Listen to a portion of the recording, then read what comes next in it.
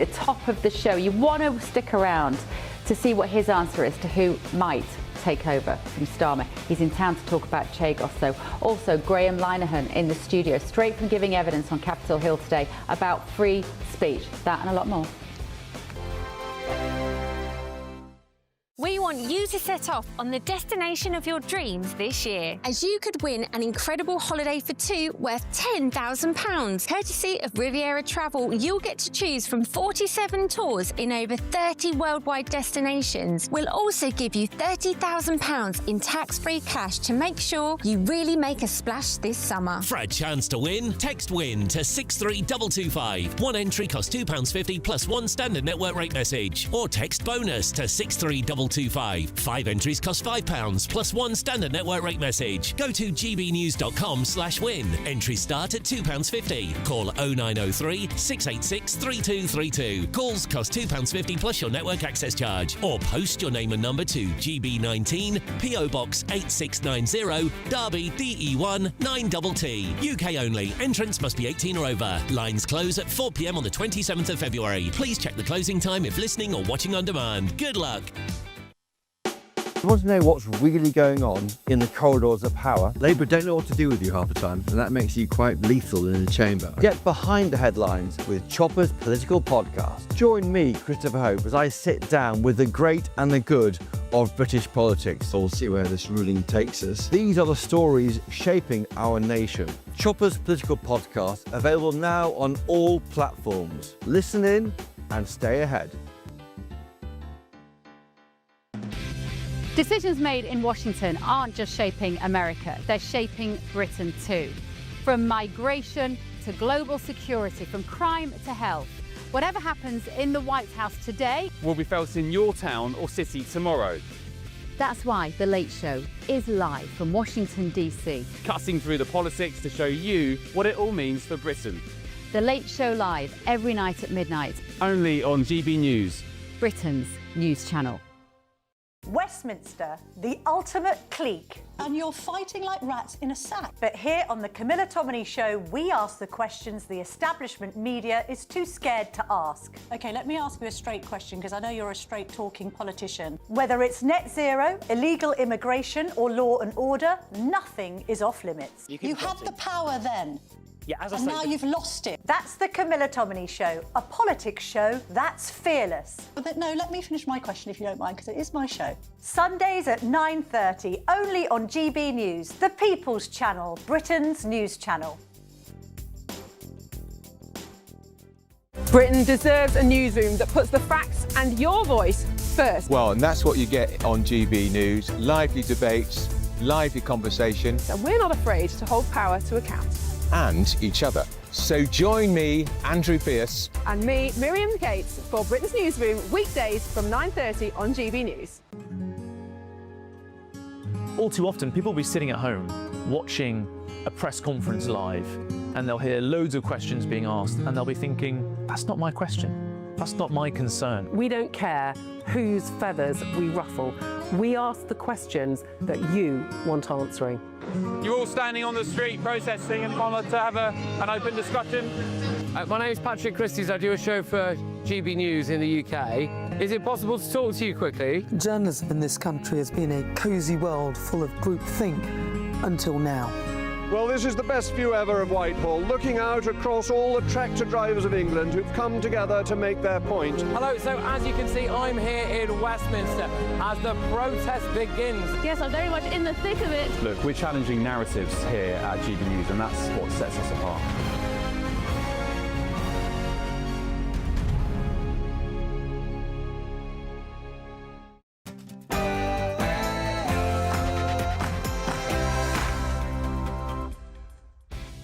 Very good evening, live from Washington, DC. This is Beth Turner on GB News with the stories this evening shaping Britain and America. What was not known was the depth, the sheer depth and extent of the relationship. He lied about that to everyone. everyone for years. A liar and someone who betrayed Britain. The Prime Minister tore into Peter Mandelson today over his links to Jeffrey Epstein, as the government is now forced to explain how and why he was appointed US ambassador. Is it the end of days for Keir Starmer? Well, probably not. What do you think? Now they're looking to essentially just do a lease and sell it, and I'm against that. You know, it's a reasonably nothing like Greenland, but it's a reasonably important area of the globe. Well, he was against it, but if rumours are to believe, he's now for it. One of the biggest issues in DC tonight as rival sides scramble to talk to President Trump. Tonight, according to one newspaper, the president is expected to approve the Chagos deal. So Ian Duncan Smith is one of those here to make the case. He's going to join me in the studio to tell me exactly what's going on very soon. For a decade, the British police have harassed me for expressing views that the majority of the public share. In 10 years, not one person, not the police who arrested me, not the colleagues who condemned me, not the friends who turned away, has told any of us what we did wrong. Cancelled writer, victim of the trans lobbyists, Graeme Linehan took his free speech fight all the way to Congress today, urging allies of Donald Trump to hold authoritarian Britain to account. He's also going to join me in the studio this evening for an exclusive interview a little later. And David Lammy has unveiled the government's plan for Supermax-style prison units to hold Britain's most dangerous offenders. But is the UK really ready to import the American justice model? Let me know what you think. Too many people are working illegally. So they're getting around the rules, they're working illegally, they're almost certainly being really badly exploited at the same time. Well, tonight, GBNews is going to exclusively reveal to you the illegal working hotspots as the Home Office tells us what they are calling the biggest immigration enforcement crackdown is coming down the line in British history. But will it punish the right people? I'm Bev Turner, and this is The Late Show Live.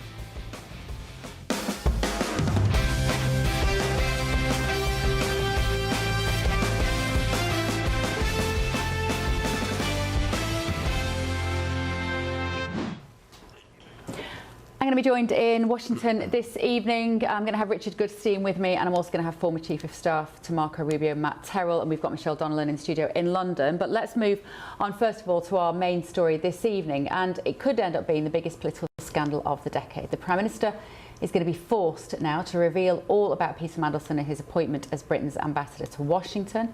The move follows MPs demanding the full release of papers tied to Mandelson's appointment, a role that he was sacked from in September over his links to Jeffrey Epstein. Now, in an extraordinary statement this evening, a Number 10 spokesperson has hit out saying Peter Mandelson's actions are unforgivable.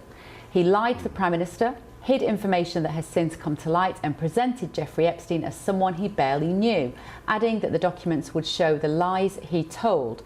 But we've already hit a slight stumbling block in finding out the truth, as just moments before tonight's vote, Cabinet Office Minister Chris Ward claimed that no documents could be published tonight after advice from the Metropolitan Police, who are now running a criminal investigation into Mandelson. So House of Commons Speaker Lindsay Hoyle shut that down, telling MPs the police cannot dictate to this House. The Metropolitan Police have no jurisdiction on what this House may wish to do. It will be whether the government provides or not. That follows the Met Police investigating allegations that Mandelson leaked market-sensitive information to Epstein while serving as business secretary under Gordon Brown. But tonight, everyone is demanding answers to one central question.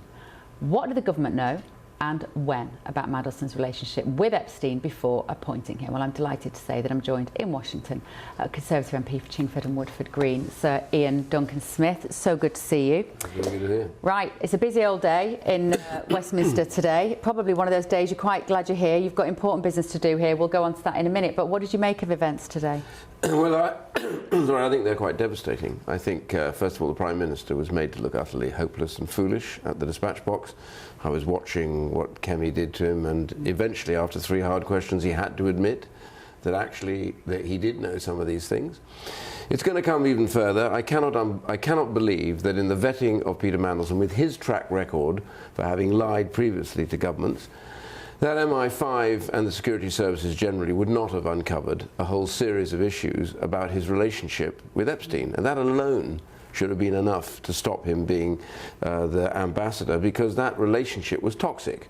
Yeah. But apart from being toxic, which eventually had to admit, the reality is that he did other things for Epstein. Now, I just wonder, how can it possibly be that the security service, who vet like mad for a job like that, it would have 100% vetting, did not uncover this? And I just wonder to what degree did Downing Street brush all that aside in their determination to get the Chagos deal through and to put him in place, hopefully to be able to get that done in Washington. You see, this is so interesting. So effectively what your claim is, Ian, is that these two big stories today, Mandelson and Chagos, are inherently connected, because Mandelson was put into this city in Washington DC despite potential controversy down the line, which you say maybe the Prime Minister turned a slight blind eye to and thought we'll get away with it, because he had to do what once he arrived here? Well, he was brought on board to try and get alongside the President and to smooth the pathways for, I think, this eventual deal, which, by the way, had started before Trump under Biden. And so this process was interrupted by the election, where I don't think Downing Street expected to President Trump to have won, but he won overwhelmingly. So they're now in a different position, trying to catch up with President Trump's dislike generally of that kind of process, as was going to happen over Chagos. The giving away of sovereignty is not something he believes in. But here's the real point, is that there's no way on earth they could not know about Mandelson's past with Epstein. Forget whether or not he even interrupted or was involved in trying to change legislation, which we now discover that he was. But I wonder to what degree did they understand that Blair and the others also knew about this toxic relationship with Epstein. And it was toxic, but he's got form for this. He also was very close to Deripaska when he was EU trade minister, when they were trying to lower the taxes on aluminium, which is Deripaska's stuff. He was found on a yacht with Deripaska on holiday. These sort of things. That's who he is. He was like a moth to a candle of money, and he loved all that stuff. And the truth was, he was therefore unreliable. Let's have a look what one MP, Labour MP, said today, Natalie Fleet. She said this. I am absolutely furious about what Peter Mandelson has done. At the heart of this are women, children, victims that have been betrayed. There is a paedophile, a convicted paedophile, and a man, Peter Mandelson, that lied to the Prime Minister of the United Kingdom about his links to that paedophile. He let the Labour Party down, he let Parliament down, but most importantly of all, he let those women survivors down. His behaviour has been absolutely disgusting. I don't always agree with Natalie Fleet, but I have to say I admire her honesty there and her forthright. That's so unusual to see any Labour MP attacking Keir Starmer like that. How much trouble is he in? He's in a whole heap of trouble. He was in trouble before this broke. He's now in deep trouble, because what's happened is he gambled on Mandelson and he's lost. Many of the Labour MPs, and I know them very well, they were against Mandelson's appointment. People really dubious about him, his background, the sort of stories about Epstein, which we didn't get the full detail, but we eventually did. Also, as I said earlier on, stories about his involvement in all sorts of dodgy areas, and his penchant for always being attracted to people with money and power, and it was peculiar. And so the Labour Party doesn't like Mandelson, and therefore on the backbenches today there was silence. They were not going to get behind the Prime Minister, they did not agree with him, and they told him at the time, many of them, that this is a mistake, and they have been proved right. We were talking earlier today, and you shocked me when you said you thought who would lead the Labour Party after Starmer.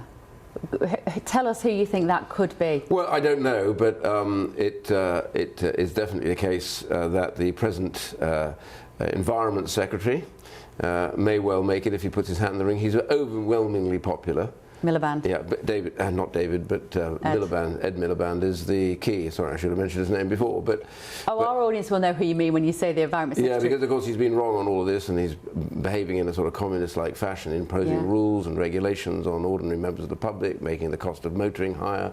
But he's very popular with the members, isn't he? But the Labour Party members love him, because this is the kind of socialism that they want, and he is doing it. So if he put his hat into the ring, you'd end up with him, without question, I think. other than that, you know, it's a bit of a bun fight for the others, frankly. And it's not easy to, obviously Labour don't make it as easy as the Conservatives, so you've got a track record of getting rid of your leaders quite quickly. I know all about that. You know all about that. But there is a sort of process here that we won't get into the weeds of necessarily, but how quickly could that change be made, do you think, if they are determined? Well, the one problem is that the rules of the Labour Party are much stricter, and that means that there is a time when you challenge, and that is normally at the conference, and then you have to come forward with a huge bunch of named MPs who support you. In this case, the numbers would be about 80. And then there has to be a challenge made directly. Only when that happens does it open up for the rest. And it's why they've never got rid of a leader, Prime Minister or leader of the opposition, ever in the past. Since the Second World War, not one has been got rid of. Even if they were hopeless and had got into real trouble, they weren't got rid of. And so that's where the problem is different from the Tory party. We make it far too easy, I think. But they're in the opposite direction. Chagos, Sir Ian Duncan Smith, let's talk about that, because that you're in town for various reasons with your work with the Centre for Social Justice, but Chagos is an issue that is incredibly close to your heart, isn't it? It is, because I think this government has betrayed us. We talk about betrayal. This is a big betrayal. We have the right over the Chagos Islands, and what happens is that the problem is that they got a judgment in the UN, and it couldn't be an absolute judgment. It was a observatory and guidance. It wasn't anything else from that. And what happened was this government decided before they were in power that what they were going to do straight away is to get this into law and then put a treaty together and get rid of the Mauritius, you know, the Chagos Islands to Mauritius. And the problem is that is our responsibility. We have a sovereign right over those islands. And the problem is right now that China is very close to Mauritius. The American base in Diego Garcia, which is absolutely probably the most strategically critical base that America has, arguably almost anywhere in the globe, because it looks across the east-west trade routes to China, it looks into the Middle East, and it is critical for any support work that may take place. Do you feel that we're hearing tonight this exclusive, apparently the Telegraph had, that Trump is ready to sign this off? What do you know about that? Well, I've talked to a whole bunch of senators and congressmen about their views on this, and once they understand how much the British government has been deceiving, I believe, and that's a very powerful word, but I believe the British government, particularly when Mandelson was here, has not told the truth about what actually America would be signing up to. Two things very quickly here. What they never said at the beginning was that there was 1966, when Diego Garcia was planned to be built, they had an exchange of letters between the US government then, I think it was Johnson, and then I think it must have been Harold Wilson at the time. Now, what was interesting about that is the deal on this was that that Diego Garcia would be built, but that the UK would retain sovereign control of the islands. Now that is still in place, and that is an absolute treaty. And that gives the US government the right to say no, because our guarantees are that you have sovereign right to control those islands. And we trust you, but they cannot trust Mauritius, because China will be in there like a shot, and Mauritius doesn't have a navy that can patrol any of this, and that's the threat. So you honestly think that the Labour government, possibly with Mandelson, because let's face it, what he's very good at is lying, have literally lied to the American administration here about what they're signing up to? Well, there are two elements, the one that I've just named, and the second element in all of this is that what they didn't discuss with the US government was the fact the Palindaba Treaty, which is an Pan-African treaty, which is to stop nuclear weapons being based anywhere in Africa. Mauritius has signed up to that. That has a terrible impact on this, because it would mean that the Mauritius would have the right to say you must declare that you have any nuclear weapons on. Now, America will never do that, nor would the UK. But that then gives a right of inspection also from the Palindaba Treaty, and that's the real problem, is suddenly it becomes very dodgy for Diego Garcia further down the road. How do you protect from that? We hold on to sovereignty. That's critical. So, you know, I was here to talk about that, and I'm doing other things as well as social justice and the Centre for Social Justice here in Washington. Well, thank you, Ian. It's lovely to see you. Thank you for making the time. I know you've got a crazy schedule while you're in Washington, so it's a real pleasure to have you here.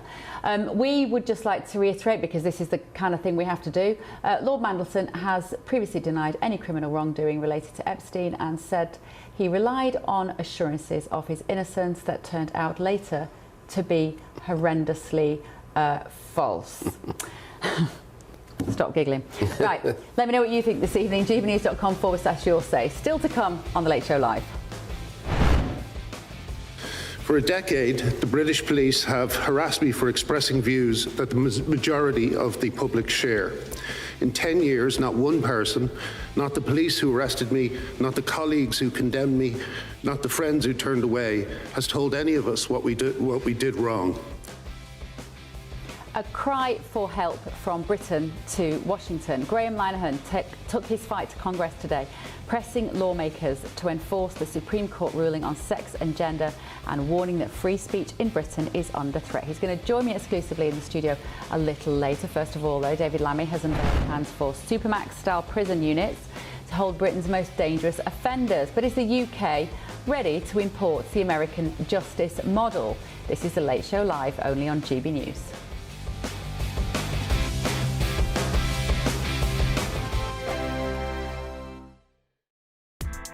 Join me, Nana Akweer, for an informative, interactive news programme with a difference.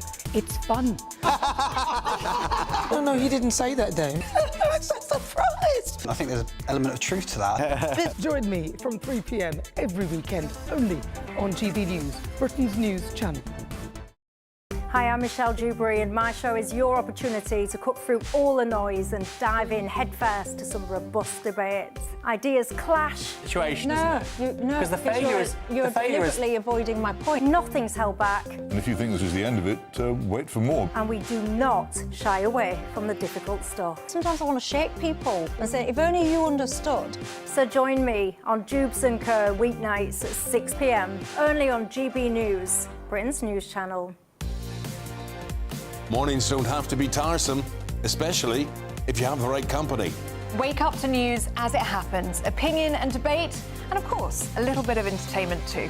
Because when the kettle's on, we're on. That's Breakfast on GB News, a show worth waking up for. Every morning from 6 a.m. Only on the People's Channel, Britain's news channel. We'll spread the news, you spread the word. Westminster, the ultimate clique. And you're fighting like rats in a sack. But here on the Camilla Tominey Show, we ask the questions the establishment media is too scared to ask. OK, let me ask you a straight question, because I know you're a straight-talking politician. Whether it's net zero, illegal immigration or law and order, nothing is off limits. You had the power then. Yeah, as I and say, now you've lost it. That's the Camilla Tominey Show, a politics show that's fearless.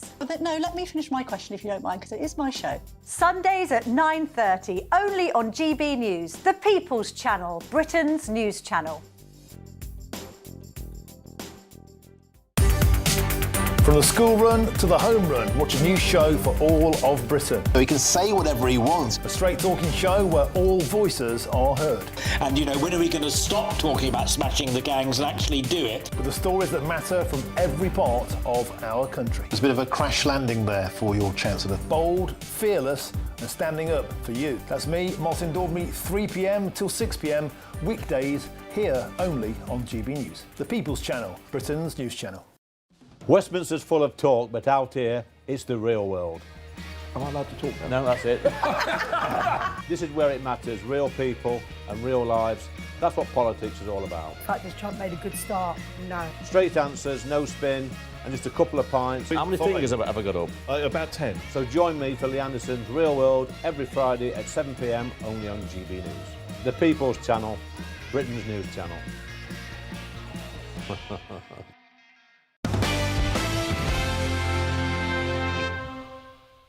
Steps to your right. Take 2 steps to your right. Driver, walk straight back. Welcome back to The Late Show Live. The man who tried to assassinate Donald Trump on his Florida golf course has been sentenced to life in prison. In just a moment, I'm going to talk to President Obama's former Secret Service agent on what went wrong that day, what saved Trump's life and what it says about the threats facing presidents today. But first of all, US-style justice is hitting the streets of Britain. Don't know how long it will take them to build these. The Justice Secretary, David Lammy, has announced plans to house the most dangerous criminals in England and Wales in Supermax-style prisons, similar to those used here in the US. Under the plans, inmates posing the biggest threat are likely to be detained in solitary confinement for up to 23 hours a day and forced to wear handcuffs during any time outside their cells. Let me speak now to my panel for the first time this evening. Democrat strategist Richard Goodstein is in the studio with me, and former Chief of Staff to Marco Rubio, Matt Terrell. Good evening, gentlemen. Great to be here. And also down the line from London, his former Conservative Minister Michelle Donnellan. Good evening, Michelle. Thank you for joining me. In fact, let me start with you, Michelle, because you know a little bit about this, being there in the UK. Do we need these mega prisons? Do we need stricter punishments on inmates?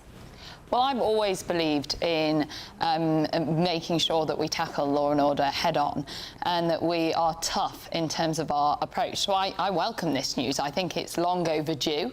My worry is that this is in the hands of David Lammy, who doesn't have a great track record when it comes to actually delivering in this office. And this is somebody that wants to get rid of trial by jury. So my confidence is not in his ability to deliver it, but the actual policy is something that we should have done years ago, and it comes off the back of a report because we had this horrific incident where some of these heinous individuals actually attacked the prison guards, and therefore it's a matter of safety as well as anything else.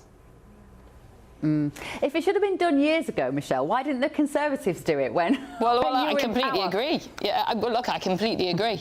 I myself never held this position, but I hold my hand up and say there are things that we should have done when we were in, and this is one of them.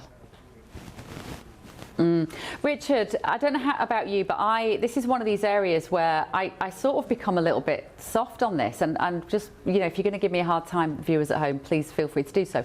My point being that I think once you get people in prison, your main aim should be to make sure that they never ever end up in there again, and we're terrible at that. We have terrible rates of reoffending. Now, these are presumably the most violent. They'll be more like you guys who are in there for maybe life or longer. Maybe it doesn't matter. Maybe you do just treat them like that. But what do you think of it? How should it work? So I think the record in the United States with these supermax prisons is that they don't actually reduce crime. What they do is make the prison itself safer. There's less of a role for gangs. There's less kind of upset generally within the prison itself. In the U.S., though, this building of prisons has become this enormous industry. They have lobbyists because they want to build more of them because they're pretty lucrative. They get paid a lot of money from the government. And, of course, the level of incarceration that we have in the U.S. is embarrassingly high. Yeah. And so that kind of feeds on itself. And there's these interests that want to build these things because they bring money into the community, money to the developers. So it's kind of, I would say, not an unmitigated pus. And it's a terrible indication on the way that society is going, Matt, isn't it? You'd think that as we evolve as a human race, we might have fewer people in prisons than more, but that is just not the way we're going in America or the US. Well, we got to hold people accountable. I think part of this absolutely is trying to protect those, folks working in these prisons, protect, prisoners from other prisoners. That's part of this, but the other part is deterrence. Telling those out there, if you commit crimes, heinous acts, you will be held accountable. It's not just going to be a slap on the wrist. You will be facing maximum sentences, and part of that is the environment that you're in these prisons. At the end of the day, it comes down to encouraging people not to commit crimes, and part of that is what is the penalty for that. But do you think, though, if you're about to, beat in your wife and murder her in the kitchen, do you stop to think at that point, I'm not going to get Sky TV if I'm in prison? Right. And that's the argument, frankly, we're not having it here, about capital punishment, Yeah. right? People who commit these crimes of passion aren't thinking, wait, no, they're doing what they're doing because they're motivated by whatever they're motivated by. So, again, here in the U.S., there hasn't been a correlation between the introduction of these supermax prisons and crime rates. Crime rates have come down, but they started coming down long before supermax prisons started being built. So the evidence isn't necessarily there that they act as a deterrent. As you say, it's more about protecting the staff who are working there. We have a terrible problem in the UK, don't we, Michelle, with prison guards being attacked. But also the bit that I find amazingly that we can't fix is drugs and mobile phones being dropped into prisons by sometimes drones or taken in by visitors. How can we not get a grip on that? So I think one of the reasons is the overcrowding as well, which does exacerbate some of those problems, and that's why building more prisons is absolutely essential, so that we can try and thin them out a little bit. But you're right on your first point as well, that it's really, really hard to attract people to work in these prisons because of the conditions and because of the risk to their safety as well. And there's a massive campaign at the moment where we're spending a lot of taxpayers' money trying to encourage people to come forward and work in these prisons. So we do need to think about their safety as well, which is why I do support this. And I think the idea here is not quite the same as America. It's not building new prisons that are specifically like this. I think it's just units within existing prisons. Right. Right, I see, okay. And no doubt, I hate to say this, but I'm sure technology will play a big part in this. We'll get rid of the prison guards. And actually, it might be one of those instances where we can replace it with technology. The doors will be on a timer, or it'll all be CCTV and, you know, fewer people. But who would want to do that job? I think prison officers and prison guards do one of the toughest jobs in the world. Let's talk to Reform UK's policing and crime advisor, Colin Sutton, now. Good evening, Colin. Hello, Bev. Hello. So what would you advise Reform to do in terms of the incarceration of the bad people in our society? Well, I think this plan comes out from the Jonathan Hall Casey's report, and it's actually not for all serious criminals. It's targeted at a particular group, and that group is terrorists, predominantly Islamic terrorists, that we find within our prisons. And what we're finding is that there is an issue about safety of officers. There's also an issue around the safety of the other inmates who are becoming radicalised, and you know you need to isolate these dangerous prisoners from them.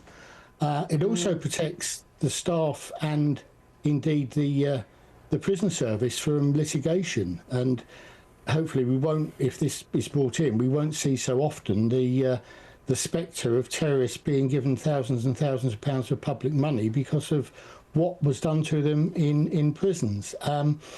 Interesting for me, this is the first chink in the armour that we see from this government around the ECHR, because there's an appreciation that to do this they need to derogate from the ECHR to a degree, primarily Article 8, which has been used by these prisoners to avoid or to run cases and to get compensation for it.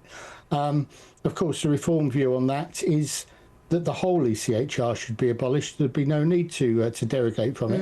And what I will foresee is if we have legislation brought forward just to derogate these bits, that itself will be the subject of massive litigation, and it will all take so long. I don't think they've got the funding for this until 2028, and who knows if the government's going to last that long. Well, quite. I can't help but feel, Colin, that this sounds like a big headline with not a lot of potential change behind it. But I'm interested in what you say there about the fact that Islamic terrorists are having to be kept separate in prisons, and that's what taxpayer money will now have to be paid on, because so much radicalisation is happening within prisons. That feels like a problem that we've imported, that we've not done enough about, and that we're now having to pay the price for that literally from our taxpayer. Yeah, I mean that's true, but you know what do we do for the best if these people are in prison? They've committed these serious offences. If they're then infecting the other inmates, and the other inmates are coming out with those ideas and those philosophies, then it's obviously something that we need to stamp out, and you can't really put a price on that, I guess. Let's bring Michelle Donnellan in, because she might be able to shed a little bit of light on this as a former Conservative cabinet member. Michelle, what was the main barriers to the Conservatives coming out of the ECHR? We keep hearing this time and time again on issues that we cover on GB News from commentators saying, if only we weren't in the ECHR, we'd be able to fix this like that. Yeah, look, and I have supported long before the Conservative position changed to us leaving the ECHR, and I think it is the right move. But of course, when it came to approaching immigration, we tried to do everything else first, if you like. So it was a last resort attempt, because it isn't just something that you do overnight and it's done. It is, it's a messy process to unpick. I think it's the right thing to do, and it would unlock our abilities to actually tackle many of the problems that are facing this country, because why should we be beholden to others? We've got a democratically elected government that the British people have chosen as the representatives to go and enact their policies and tackle problems like immigration. And therefore they have to have the tools and the ability to be able to do that. However, you don't lurch to your lever first of all. When you were talking... Yeah. But when you were talking to people, there was 14 years ago, but when you were talking to people within the Conservative Party, what defence would they regularly put up to why we must stay in the ECHR? Like practical or ideological? Well, I think, first of all, you try everything else first, don't you? So that's why we had policies like Rwanda, etc. And then you don't lurch to your last case scenario first. It has to be an escalation policy. And of course, throughout the tenure that we were in, some of the problems developed.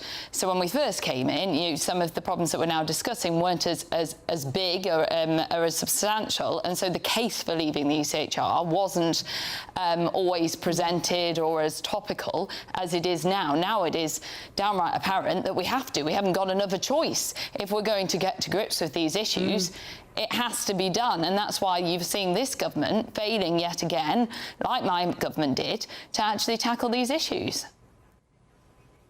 OK, fantastic. Thank you. Colin Sutton there, Reform UK's policing and crime advisor. Right, let's have a quick look at some of the other main news stories here in America. President Trump's border czar, Tom Homan, has announced that the administration will withdraw 700 of these very controversial immigration agents from Minnesota. Around 2,000 officers are expected to remain in the state. The withdrawal is being put down to unprecedented cooperation from local and state officials. Also, this evening, Ryan Ruth has been sentenced to life in prison for attempting to assassinate President Donald Trump on a Florida golf course. This was in September 2024, of course. Judge Aileen Cannon said Ruth's crimes were undeniably warranted a life sentence. His lawyer says they will be appealing the case. And Nike has been placed under investigation by the American government over claims that the footwear giant discriminated against white workers. Nike says they are committed to fair and lawful employment practices, calling the inquiry a surprising and unusual escalation. Could say that. And this is the dramatic moments that a giant mushroom cloud fireball filled the sky after a fuel train derailment in Russia. No casualties have been reported, which is remarkable looking at that picture.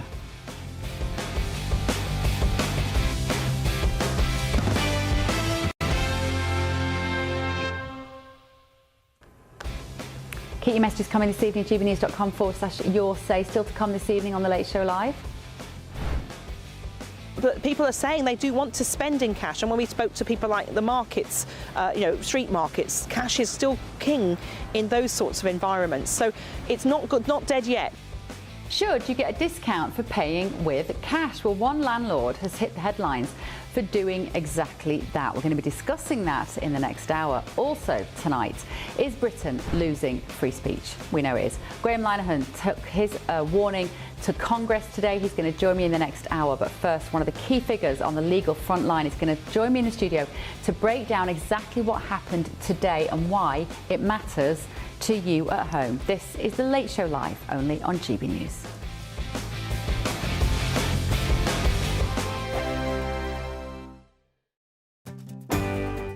I'm Michael Portillo. This is GB News, the People's Channel, Britain's news channel.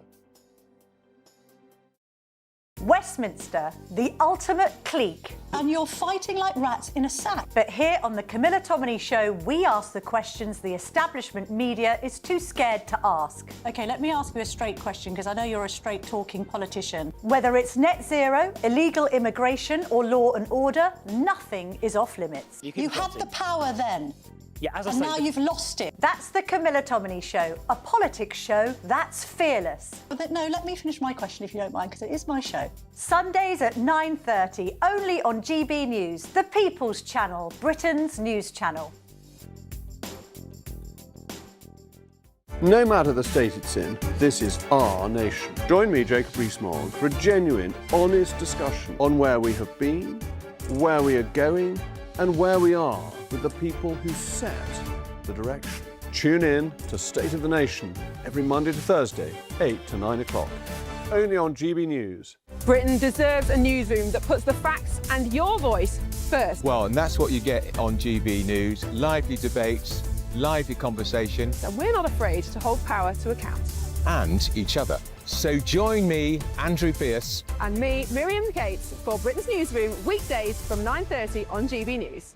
At GB News, we love to hear from you, our loyal community. So drop us a line at gbnews.com/yoursay. There you can talk to each other and also to the presenters live on air. gbnews.com/yoursay, because GB News is your channel, Britain's news channel. Westminster's full of talk, but out here, it's the real world. Am I allowed to talk now? No, that's it.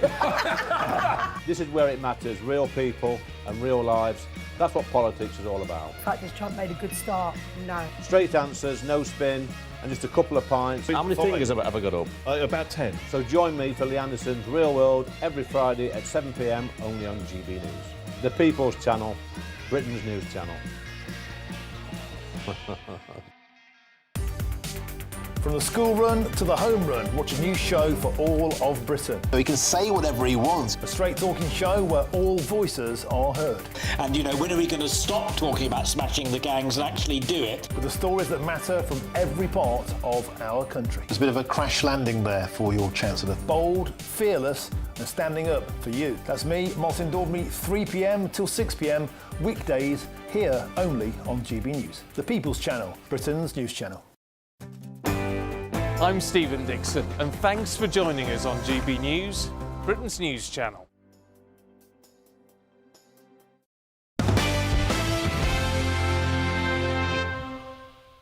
Many people are working illegally. So they're getting around the rules, they're working illegally, they're almost certainly being really badly exploited at the same time.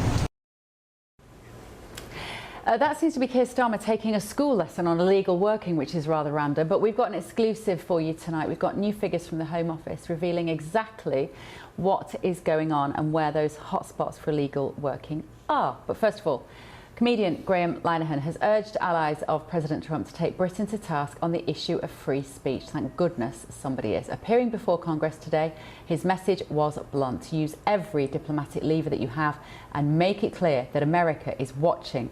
Linehan says that Britain's so-called free speech is a myth, claiming critics of gender ideology and mass migration are silenced, debanked, and he's also accused ministers of ignoring the historic Supreme Court ruling that defines a woman by biological sex, all in efforts to appease the activists. For a decade, the British police have harassed me for expressing views that the majority of the public share. In 10 years, not one person, not the police who arrested me, not the colleagues who condemned me, not the friends who turned away, has told any of us what we did wrong. Our accusers do not deal in arguments. No one is able to point to flaws in our analysis. We have simply been punished for objecting to fashionable yet incoherent orthodoxies. Well, Graeme himself is on his way to the studio to talk to me about today. But first of all, let's talk to Lorcan Price, barrister for the Alliance of Defending Freedom International, who was also in the room there next to Graeme today. Lorcan, why was it important? What was it like? First of all, what was the atmosphere in there like today? Well, good evening, Bev. The atmosphere was fascinating. It was very combative because Graeme was making the point, of course, that things have gotten out of control on our side of the pond in the United Kingdom and across Europe. Graeme is an Irishman like myself, and we've seen crackdowns on free speech in our own country. The Democrats, unfortunately, were not interested in talking about that issue. They wanted to talk about purely attacking the administration, attacking President Trump, and ignoring the fact that increasingly the European Union is forcing its speech laws on the United States and on the rest of the world globally. So even though with Brexit, we've left the EU and we're still having to deal with EU rules. Now they're trying to expand it to the US through this Digital Services Act. And what it does is it creates a global standard for content moderation that has to comply with European law. And the companies are falling in line. And this is what was exposed by Jim Jordan's committee. And that's really why we were having this hearing today. And Graeme did a great job of saying, all of these arguments can be theoretical about free speech, but the theory stops when you find yourself being arrested by 5 armed policemen on the steps of your airplane at Heathrow. So that's what it looks like when we have a real crackdown on freedom to speak. And when you say the Democrats weren't listening today, what I've found here in the studio is that there is a consensus actually between the left and the right in this country that free speech matters. More than in the UK, where I think there's a very clear definition between the left who don't believe in free speech. They very much think that you should be quite easily offended by anything that anybody might say. But are you saying, therefore, that the Democrats, it's not that they don't believe in free speech, but they're just not that interested in it? And maybe that's why having Trump in power is somewhat of a relief to people who do believe in free speech? Yes, I think what they wanted to do was change the subject, because they, I think, don't like the fact that this administration is standing up for free speech globally. You have Vice President Vance, who gave his speech in Munich, which was extraordinary in pointing out how Europe had diverged from the traditions of free speech that used to unite all democracies. And of course the President as well, who has criticised the attacks on X and on Elon Musk. And the Democrats don't like that, because they don't want any praise or recognition of the good work that the administration's doing. So they really wanted to move on, change the subject quickly. But you're completely correct. I mean, we, on this side of the pond in the United States, there is, by and large, a political consensus that free speech matters. It's a cornerstone of democracy. Sadly, where we see, looking across at Europe, you have people being arrested in Germany for criticising politicians, calling them idiots. You have people, you have X in its headquarters in Paris with a raid by the police yesterday. You have Graeme Linehan, of course, as you're going to talk to later, being arrested for a tweet. Then you have the European Union trying to force the entire digital world to comply with their vision of things. The other good thing about America, though, is they're very litigious. And actually there's money to be made for lawyers in this issue, and therefore they are going to have to win this in the courts. Do you have faith that what can happen here might have a legal impact in the UK? Well, you'll rarely hear a lawyer complaining about people being litigious, of course, but I think it's sad that we have to resort to the courts in Europe to try and vindicate our right to free speech. Here, we have an excellent standard, which is the First Amendment, and there's a very robust case law around that from the Supreme Court and from other courts. In Europe, we have a patchwork. You have a very weak standard centrally from the European Court of Human Rights. This is the one area it won't interfere in. Interestingly, they'll interfere in virtually everything else. And you have increasingly political oppression in France, in Germany, in the big countries. And sadly, in our own country, in the United Kingdom, we're seeing a situation where more people are being arrested for their online Twitter activity, for their online posting, than in Russia. So we call ourselves a democracy. We have the ancient tradition of Magna Carta and the rights that are enshrined there. And yet again and again we've fallen short on this. And even GBNews is well aware of the regulator Ofcom and its crackdown on speech. They're investigating X at the moment. And I think the fact that they have really prioritised X as a target, they're expediting the investigation, shows that the political pressure, particularly from the Labour Party on X and on Ofcom, means that really it's nothing to do with some of the complaints they might make. It's really about free speech, and that's why they target X. Okay, fascinating stuff. Well, keep up the good work, Lorcan. Thank you. Lorcan Price, their barrister for the Alliance of Defending Freedom International, on the issue of free speech in Britain. The Prime Minister has previously said free speech is one of the founding values of the United Kingdom and we protect it jealously, fiercely and always will. A Number 10 spokesman has also told GB News the Prime Minister was very clear in his meeting with the President that the UK has a proud history of freedom of speech and that will endure. That continues to be our position. Still to come this evening on The Late Show Live. You're told that illegal working is being tackled, but where is it actually happening? I bet you can think of the venues on your high street. Well, tonight, exclusive Home Office figures will expose the truth. I'll bring you that in the next hour. First, though. What was not known was the depth, the sheer depth and extent of the relationship. He lied about that to everyone for years. It splashed across every front page except one, the Daily Mirror. Funny that, the Prime Minister under massive pressure to reveal the truth about Peter Mandelson and his appointment to ambassador in this very city. Questions are mounting, answers still missing. What does my panel make of it? How long can Downing Street hold on? All that and more on The Late Show Live on GB News.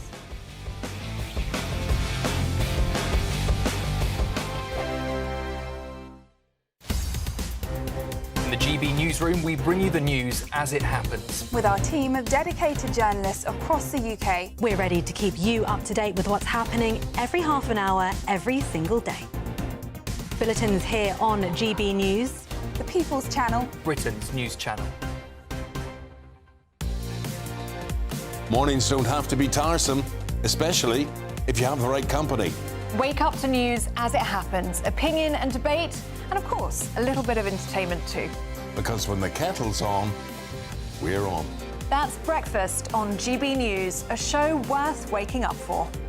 Every morning from 6 a.m. Only on the People's Channel, Britain's news channel.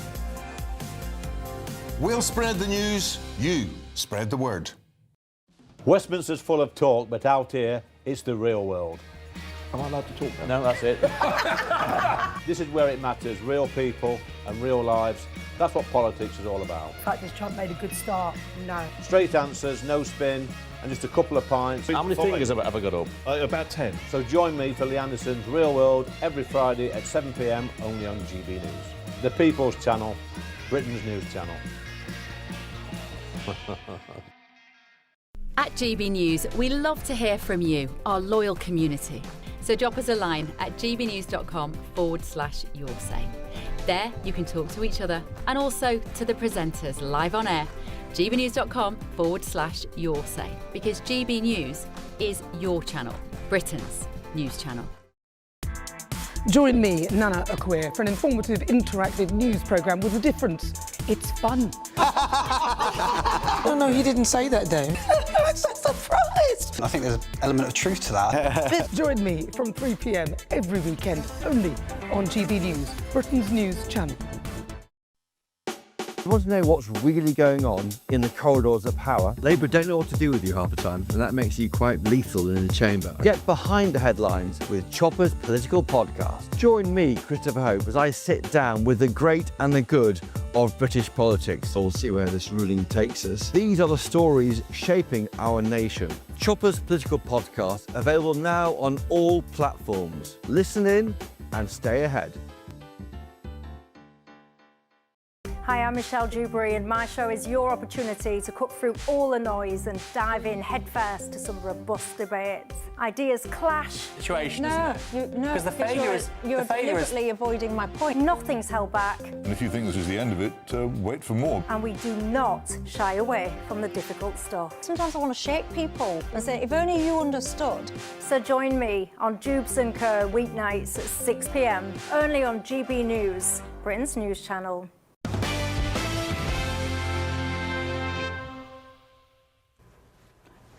Welcome back to The Late Show Live. I am Bev Turner. Still to come this evening, the man who tried to assassinate Donald Trump on that Florida golf course has been sentenced to life in prison. This is the footage we're seeing. I think this was of his arrest, I presume. And I'm going to be talking to President Obama's former Secret Service agent about that day and what they could have done differently. First, though, let's have a look at the front pages of the British newspapers. And joining me in my studio is Democrat strategist Richard Goodstein, former Chief of Staff to Marco Rubio, Matt Terrell, and we've got former Conservative Minister, still a Conservative, Michelle Donnellan is down the line for us in the Paddington studio there. Should we have a quick look at the front page of the Guardian newspaper? Let's see what they are saying this morning for you there in the UK, because of course, terrible day for the Prime Minister, without a doubt the worst day in office for him in the last 18 months, and frankly he's had a lot of bad days. It's over for Starmer, say Labour MPs amid fury over Mandelson. It is over. That is absolutely damning, Matt, for the Prime Minister of the UK.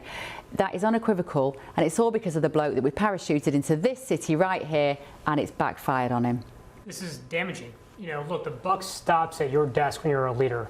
And you can say what you want about this individual lying to you if you're Starmer, not telling the truth, but you're the person, you're the team who vetted this individual. And the real questions would be, what did Starmer know? What didn't he know? And that information is going to get out there. And you're seeing pressure from his own political party on this. I think the people across the UK are going to look at this and say, you know what? It's about responsibility. It's about accountability, but it's also about good judgment. Yeah. And this shows poor judgment. It's not just about Epstein. It's about the information given to Epstein, classified information, you know, things dating back to the 2008 financial collapse, other information that's given out. Yeah. It's ridiculous, frankly, and it's something that's going to be a real challenge for Starmer here. I was interested to hear, Richard, from Ian Duncan Smith at the start of the show, saying that one of Mandelson's jobs in this city was to convince President Trump to push the Chagos deal over the line. And in order to do that, he had to massage the truth. And therefore, that's why he may have been given this job, because he was could have occasionally a loose relationship with the truth. What do you think of that theory? Look, I will just say, if I can, about this whole Epstein connection. I think from the U.S. standpoint, this whole fuss seems quaint. Because think about what we've experienced in the U.S. The United States public elected a president who a jury found, and indeed he had bragged about, grabbing strangers, women, between the legs. He put in charge basically of the whole federal government, Elon Musk, who had himself connections with Epstein, and we've seen emails where on Christmas Day he basically is like, when can I connect with you, Jeffrey? Howard Lutnick, the Secretary of Commerce, who's cutting all these deals internationally in 2012, after Epstein had been convicted, said, hey, can my family come to your island? So I'm just saying, that's directly, those are people that this government chose to put in office, knowingly, okay? So we don't know. We'll find out what Starmer did or didn't know. It sounds like he showed pretty poor judgment. That's interesting. But isn't that just, Matt, and I'll bring Michelle in a minute, but isn't that just because it is a very small world in as crazy as this might sound to people, the elites who are sufficiently rich and powerful that they would know Jeffrey Epstein, it's got a small town vibe to it. They're all going to know each other. You know, I'm not surprised that members of Trump's administration knew Jeffrey Epstein before they were politicians. It's inevitable. You know, a lot of them want to be rich. They want to be powerful. Unless there's any criminal wrongdoing, I think the fact that they just knew each other and they were in email contact is no great shakes. For me, the stuff that's come out about Mandelson, I think the fact that he is British, therefore he wasn't quite as connected to those circles that would move between Washington and New York City, etc. Mandelson has wheedled his way into that world. And we now understand a little bit more about what he wanted to get out of it. A lot of it was, frankly, just making money. That's it. It's no more complicated. Insider dealing, trading, tipping off at Epstein about bailouts that he could profit from. It's sordid and it's grotesque and it's corrupt. But I guess what I'm saying is it worse that he was a Brit doing this than these Americans who just knew each other? You know, I was worse or better, but I see your point. You know, look, this is a situation where the Epstein case, if you will, has gone worldwide, global, from the US to the UK and beyond. And to your point, it puts a spotlight on who's been involved in the Epstein situation. And granted, we have to take a lot of this with context, because not everybody who's been involved with the Epstein files, if you will, is guilty of something. You're right, he ran in a lot of different circles with a lot of different people. Some clearly might be. But the truth is, this is also about the fact that sensitive information, government information, was given to Epstein. This is the fact that Starmer put in place somebody in a very powerful position that clearly was not vetted properly. If he was, well, then that's a real challenge either way for Starmer. Michelle, would you really have needed to vet a man like Mandelson? Does it really require vetting when his name is the Prince of Darkness? You must have met him, did you? You must have bumped into him in the House of Commons or whatever, you know, political dues. What was your impression of him? So I've met him a few times. Look, he's a very charming individual. That's why he managed to keep coming back and be the comeback king. And you wouldn't tell from meeting him that he was as sinister as he was, or that he had all of these skeletons in his cupboard. But Keir Starmer knew that, though, didn't he? Because Keir Starmer knew when he appointed him, not only that he was that he'd had a very strong and close relationship with Epstein, but also that he'd stayed at his house when the guy was in jail for being for being a paedophile. I mean, that is ridiculous. That's outrageous. Yeah. And that's what we know he knew. What else did he know? And that's the big question here. Yeah. And that's why it's really important that we see those documents and we find out the full extent of it. But I think what's really interesting now is that this is the Boris moment, isn't it? The thread is pulling. There's a lot to talk about. We've run out of time, my love, just for now. We've got to move on for a quick break for the weather. Back in just a mo. I have a long history of free speech in this country. I'm very proud of that and I will always defend it. Today, clouds overhead. Total zen within. Boxed Solar sponsors the weather on GB News. Morning. After a brief respite in the south yesterday, the rain is back for most of us today, and coupled with a pretty cold easterly wind. It is at least reasonably mild across the south, but we have seen that rain spreading back in through the night. So most places starting soggy, main exception parts of northern England, Northern Ireland, and again western Scotland. In eastern Scotland, the rain continues to fall with some snow over the hills, and the rain across the south also likely to cause some problems. So we do have Met Office yellow warnings in place. The rain in the south, say nothing particularly heavy, but just because it's been so wet recently. Might reach double figures here. Many other areas, certainly further north and east, only in single digits, and it feels pretty cold with this pretty bitter wind blowing along these North Sea coasts. Continuing to feed the cloud and the rain into eastern Scotland. So we'll see a bit more of it turning to snow again here over some of the higher routes by the end of today, and those rainfall totals really building up, especially close to the coast. We'll also see the rain turning to snow over some of the Transpennine routes through this evening's rush hour, so do bear that in mind, and further rain to come in parts of South Wales and southwest England where the yellow warning remains in place. The winds continue to blow and bring the cloud and the rain into eastern areas as we go through the night. Again, more snow over the higher ground. Will be chiefly rain that we see at lower levels. Again, some shelter in western Scotland, some clearer spells, but further outbreaks of rain continuing across the south. Temperatures mostly holding up above freezing. On to Friday, and again for many tomorrow it's a grey day. There'll be further outbreaks of rain to come across England and Wales and feeding into eastern areas off the North Sea. Again with some shelter from that easterly wind. Western Scotland may well do okay for dry and bright weather. A bit of sunshine here. May well be a fine day for Northern Ireland. Fairly cloudy, but some sunny spells are possible. Elsewhere, lots of cloud, further outbreaks of rain. Still double digits across the south, but many places feeling a lot colder than that. Bye for now. Today, clouds overhead. Total zen within. Boxed Solar sponsors the weather on GB News.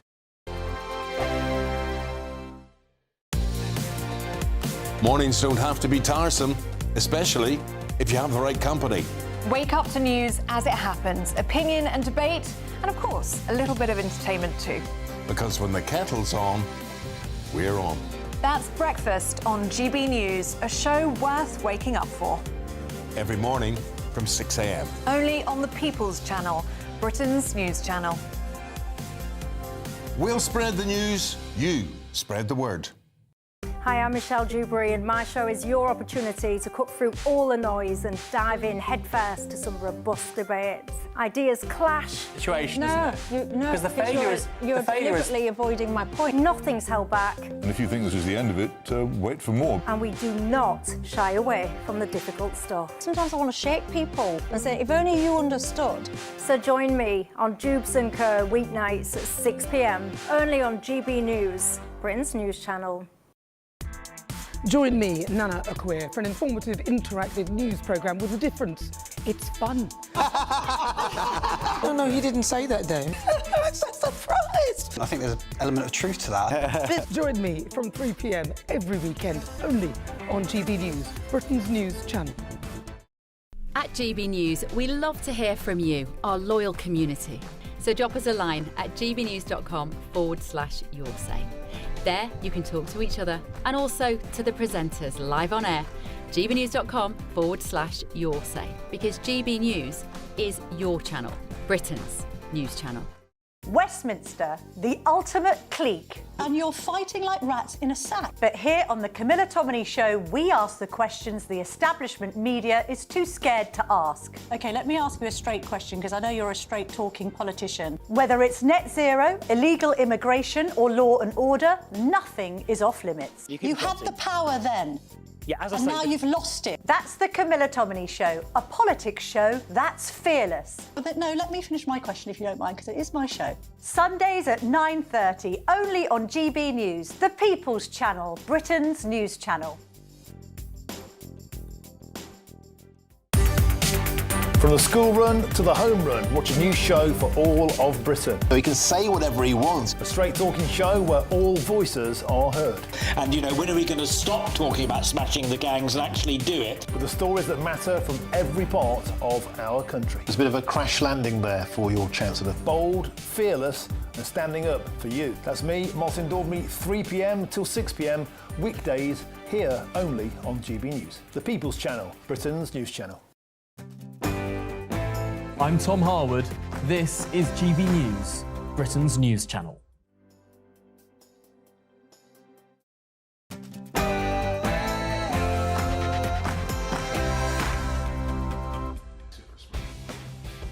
Welcome back to The Late Show live from Washington, D.C. with the stories shaping Britain and America. What was not known was the depth, the sheer depth and extent of the relationship. He lied about that to everyone for years. A liar and someone who betrayed Britain. The Prime Minister tore into Peter Mandelson today over his links to Jeffrey Epstein as the government is forced to explain how and why he was appointed as the American ambassador. Is it the end of days for Keir Starmer? Probably not, but perhaps. Now they're looking to essentially just do a lease and sell it, and I'm against that. You know, it's a reasonably nothing like Greenland, but it's a reasonably important area of the globe. Well, he was against it, but apparently now he might be for it. One of the biggest issues in DC this evening as rival sides scramble to talk to the president. Tonight, according to one newspaper, he's expected to approve the Chagos deal. Sir Ian Duncan Smith told me earlier that he is very concerned. For a decade, the British police have harassed me for expressing views that the majority of the public share. In 10 years, not one person, not the police who arrested me, not the colleagues who condemned me, not the friends who turned away, has told any of us what we did wrong. Cancelled writer, victim of the trans lobbyist, Graeme Linehan took his free speech fight all the way to Congress today, urging the allies of President Trump to hold authoritarian Britain to account. He's going to be with me in the studio in just a couple of minutes. Too many people are working illegally. So they're getting around the rules, they're working illegally, they're almost certainly being really badly exploited at the same time. And tonight, GB News is going to exclusively reveal for you the hotspots where illegal working is happening as the Home Office reveals what they are calling the biggest immigration enforcement crackdown in British history. I'm Bev Turner. This is The Late Show Live. Remember, no breaks this hour.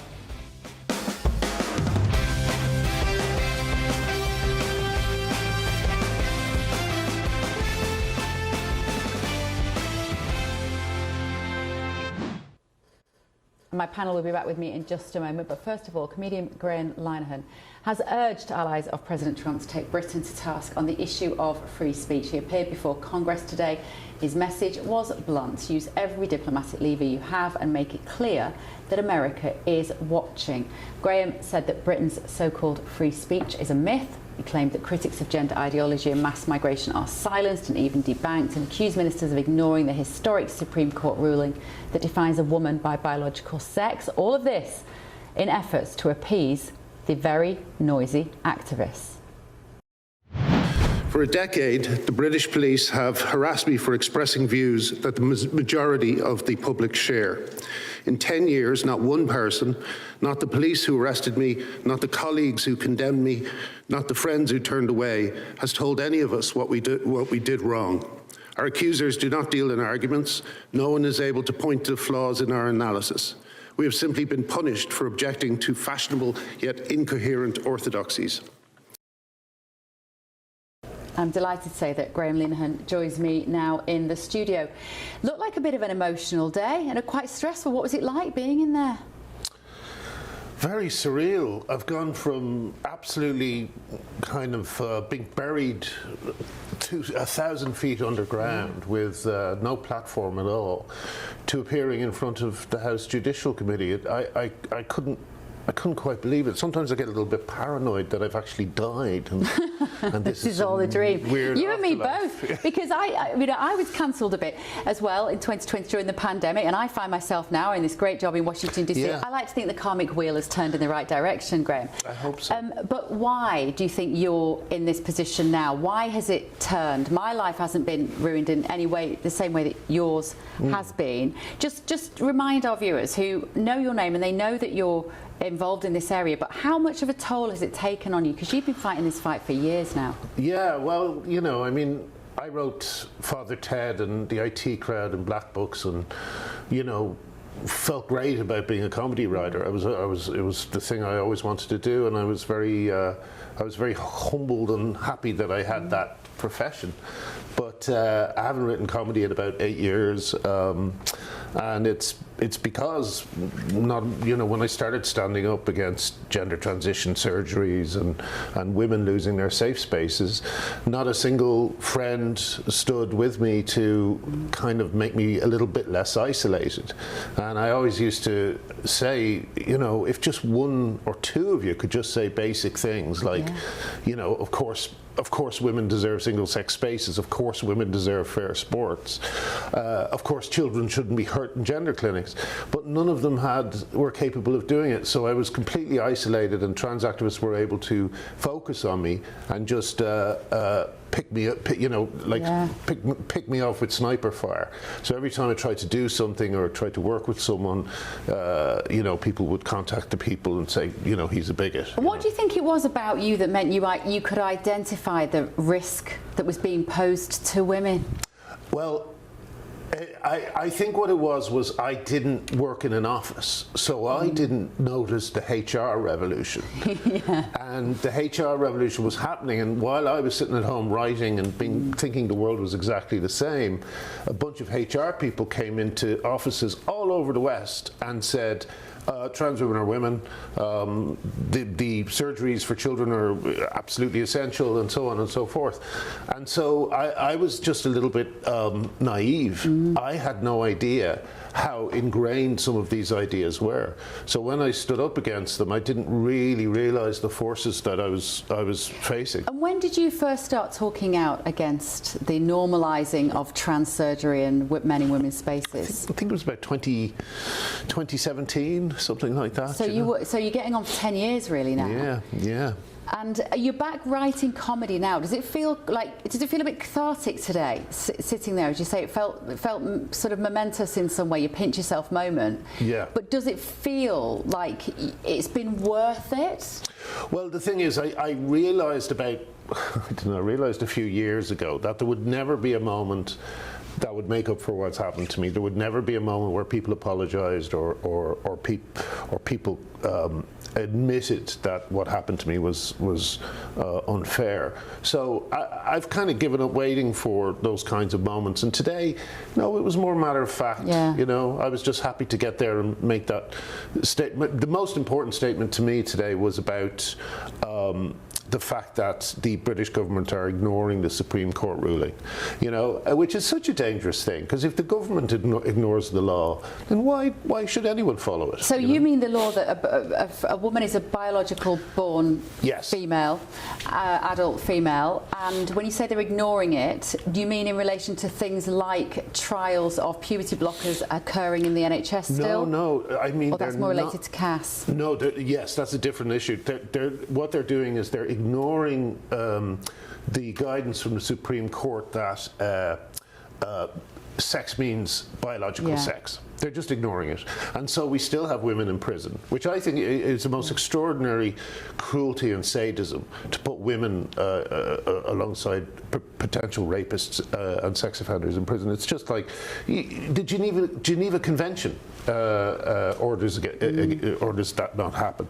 And this is peacetime, and they're doing it. So it's it's just an intolerable situation. I find the cruelty of trans activism is unlike anything I've seen in my life leading up to now, you know. Yeah, I mean, the one thing I am glad about is someone once said to me very early on, they said, "What's your end game?" And I said, "I want to destroy trans ideology. That's it. I want to just destroy it. I want to leave this world knowing I was able to fight a kind of great evil, you know." And I know a lot of people are in it for the right reasons. I know a lot of people care about their loved ones who are trans-identified and so on. But unfortunately, the kind of overwhelming impression you get from the activism is just a very male, violent, misogynistic, homophobic movement. And so I'm just glad to be doing. Let's have a quick look, Graeme, at what your final plea was to Congress today and what you want from them. It's very powerful. Here you go. First, use every diplomatic lever you have to pressure the British government to implement its own Supreme Court ruling. Women just won a landmark case confirming that sex means biological sex. The guidance to enforce it has been written, and the Minister for Women and Equalities has blocked it for months, calling it trans-exclusive. If the British government can ignore its own Supreme Court to appease gender activists, so can yours. Please make it clear that America is watching. Second, put pressure on the Irish government to reopen a conversation it never had. In 2015, while Irish people were celebrating their vote for marriage equality, the Gender Recognition Act was quietly passed. No public consultation, no referendum, no women's rights organisations consulted. The public did not know what they were signing up for. They do now. The consequences are visible across Irish life. Men in women's prisons, men in women's sport, children taught lies in their schools. Ireland is my country of birth. Its women and girls deserve the debate that they were denied. Third, recognise that free speech is not preserved simply by declining to arrest people. People from all walks of life are being silenced by the institutions that licence and employ them. We need new whistleblower protections for the digital age. If government will not defend dissenters from institutional retaliation and mob rule, then what is the First Amendment for? That's not an abstract question. The women who lost their careers, the children who lost their health, the athletes who lost fair competition. They did not have a voice in the decisions that failed them. I am asking you to give them one. It's really powerful. And I presume as a writer you wrote it yourself. Seems pretty obvious. Do you find it easy to put into words now, to crystallise what the issues were? And do you feel that people are understanding it now? More and more, yeah. And I've had so much practice over the last 10 years of repeating the arguments that I can kind of do them in my sleep. And another reason it's easy is it always reminds me of a David Mamet quote. He said in Glengarry Glen Ross, one of the characters says, "Always tell the truth. It's easier to remember." Yeah. And that's what it's like when you're talking about this issue. If you actually use their framing, which is so incoherent and all over the place, then it's very hard to debate. It's one reason why trans activists try not to get into debates, you know. But when you're telling the truth, it's easy. Yeah. It's easy. Yeah. And so what next, Graeme? Well, will you ever get the phone call from the BBC to say, do us another sitcom as successful as Father Ted, do you think? And would you take that call?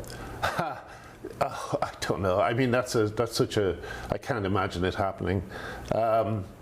I mean, at the moment, basically, you know, one of the few people with a name who's shown me any kindness, I'm working for him, Rob Schneider. Yeah. And he has been, he's just saved my life in many ways. You know, he's provided a secure place where I can write comedy without feeling that there's going to be a knock on the door any second. And just to tell people who Rob Schneider is, American movie star, does lots of movies with Ben Stiller, famously, and he was in Home Alone 2, actually. Was he in 2? Yeah, I think it was it Home Alone? Yeah, he was in Home Alone 2. Okay. That I saw this Christmas and thought, oh, I forgot he used to do that. But he transitioned into being, if you forgive the choice of word, he transitioned into being a very vocal advocate of free speech when Trump was running for election. Absolutely, and he's has also paid a price. Well, he's been just for for supporting Trump. He's been kind of cast out of Hollywood, you know. Yeah. So I want to write something for him so good that they can't do that, you know. Yeah.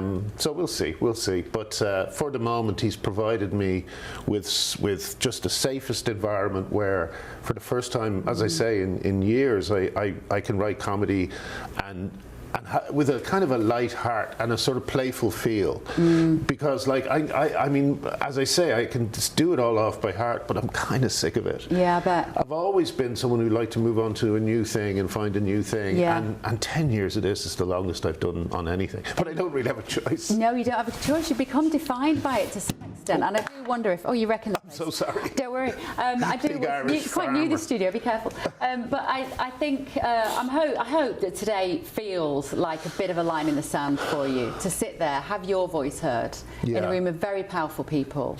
Yeah, no, it was good, and it was interesting that the Democrats were trying to distract from it as much as they could.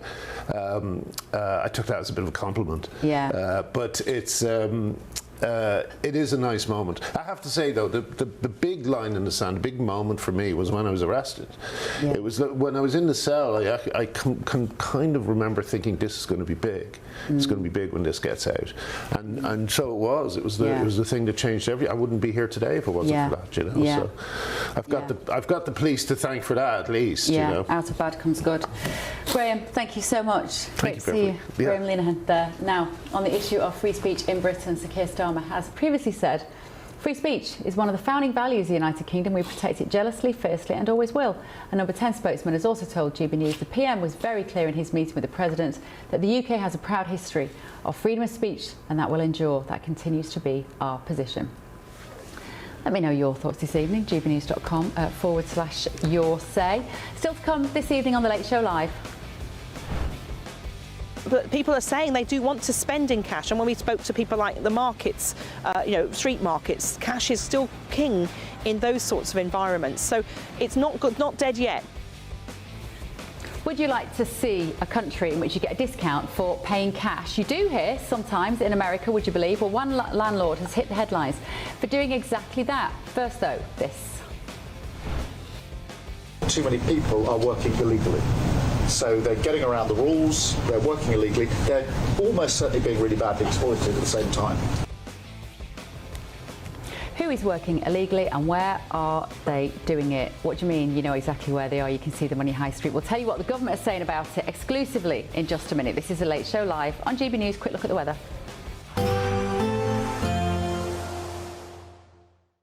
Expect warm spells with the odd rude interruption.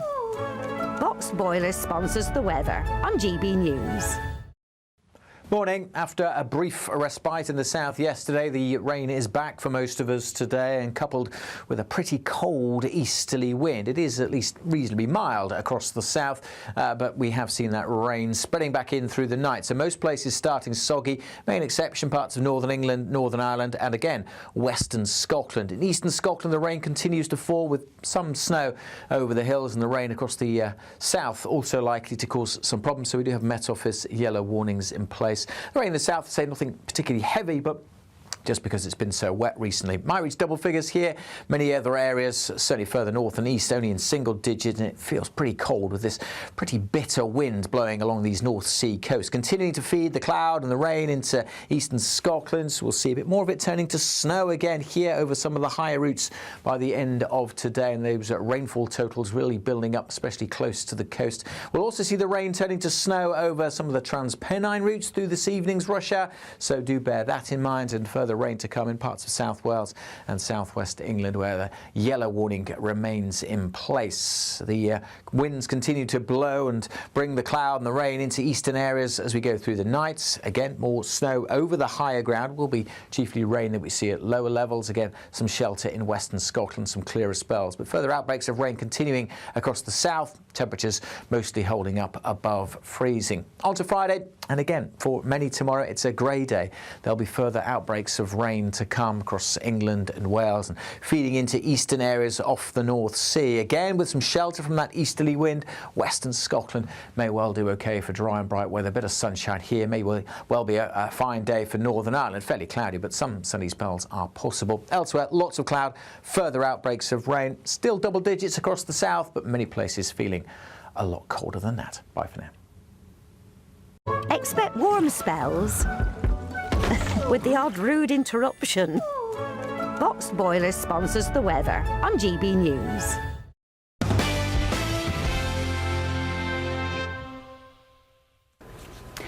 Welcome back. So GB News can reveal the worst offending sectors for illegal working as uncovered in the largest crackdown by the Home Office in British history, according to the Home Office.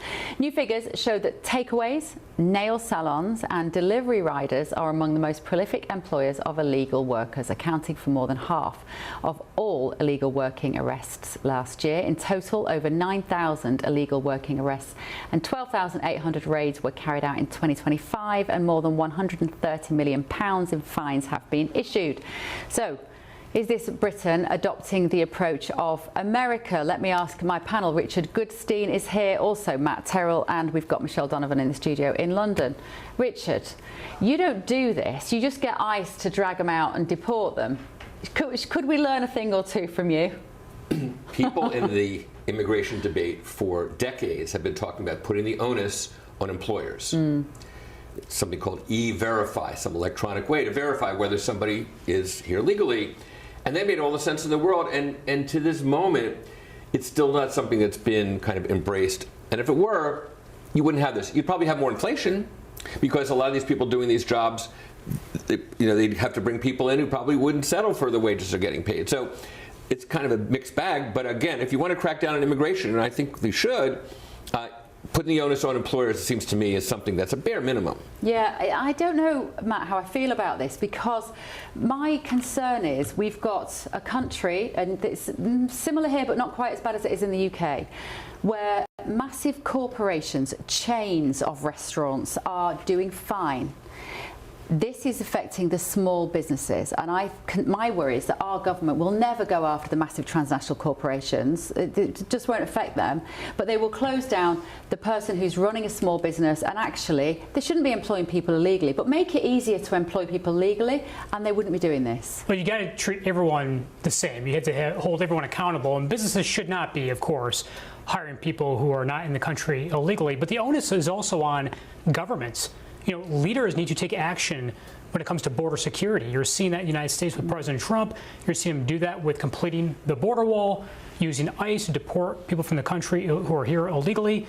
The UK and leaders around the world need to get serious about illegal immigration, and that means that you need to put policies in place that will remove people who are in the country illegally from the country, and really have standards and laws that have a pathway to citizenship, laws around citizenship. So if you want people coming in the country legally, through a process of citizenship like we have here in the United States, people follow that process, and we honor that process. It comes down to leadership, and right now in the United States you have leaders who are pushing back on what President Trump is trying to do to enforce the law. That's a major problem here as well. Yeah, Michelle Donovan, let me bring you in on this, because the government are saying that they are working very hard to remove or deport nearly 50,000 illegal migrants. They say it's going to be a 23% increase under this government than it was under your government. Are they doing enough? Well, look, we've had some of the highest numbers of boats crossing this year, last year actually, in 2025, compared to the previous year. So the problem is getting worse, not better. And I actually thought this press release from the government was a bit laughable, really, because it's almost like they're patting themselves on the back and they're saying, look, we're cracking down on these illegal immigrants that are working in our country. Well, hang on a minute. First of all, they shouldn't be here in the first place. And secondly, you've had nearly 2 years to do this, so you're a bit late to the party. And in that clip that you just showed of Starmer, he's almost like, there's illegal immigrants and they're able to work in our country, as though he's just heard about it. Whereas if you asked anybody in the street to draw up a list, where are the sectors do you think that illegal immigrants are working in, they'd have come up with the same list that you read out. It's not really rocket science, is it? Most people know where they are.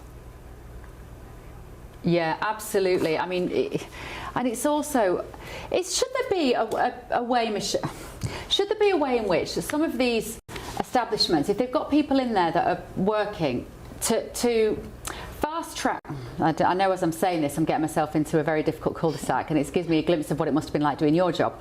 But if people are prepared to work and they want to work, and you are basically a Filipino or Vietnamese woman filing nails in a nail salon, should there be a way in which you can say, right, you've been working illegally, you clearly want to do a job, you're not a danger to society, let's give you a right to do this, make money, pay tax like everybody else? Absolutely not, because that is increasing the pull factor to the UK. You're basically saying to everybody, come here illegally, get on a lorry, get on a boat, get in whatever way you want, and once you're here, get a job, and then we'll approve it and we'll give you a passport. We definitely cannot go down that road. I mean, the Liberal Democrats often argue for that, and it is a massive, massive red flag. It will just increase the incentive to come here to soft touch Britain. It'll make us even more of a soft touch. Yeah. Don't know what's happening to me tonight. I think I'm drowning in the milk of human kindness. I want to keep prisoners in decent conditions and let illegal workers get a job. I'm clearly spending too much time with you, Richard Goodstein.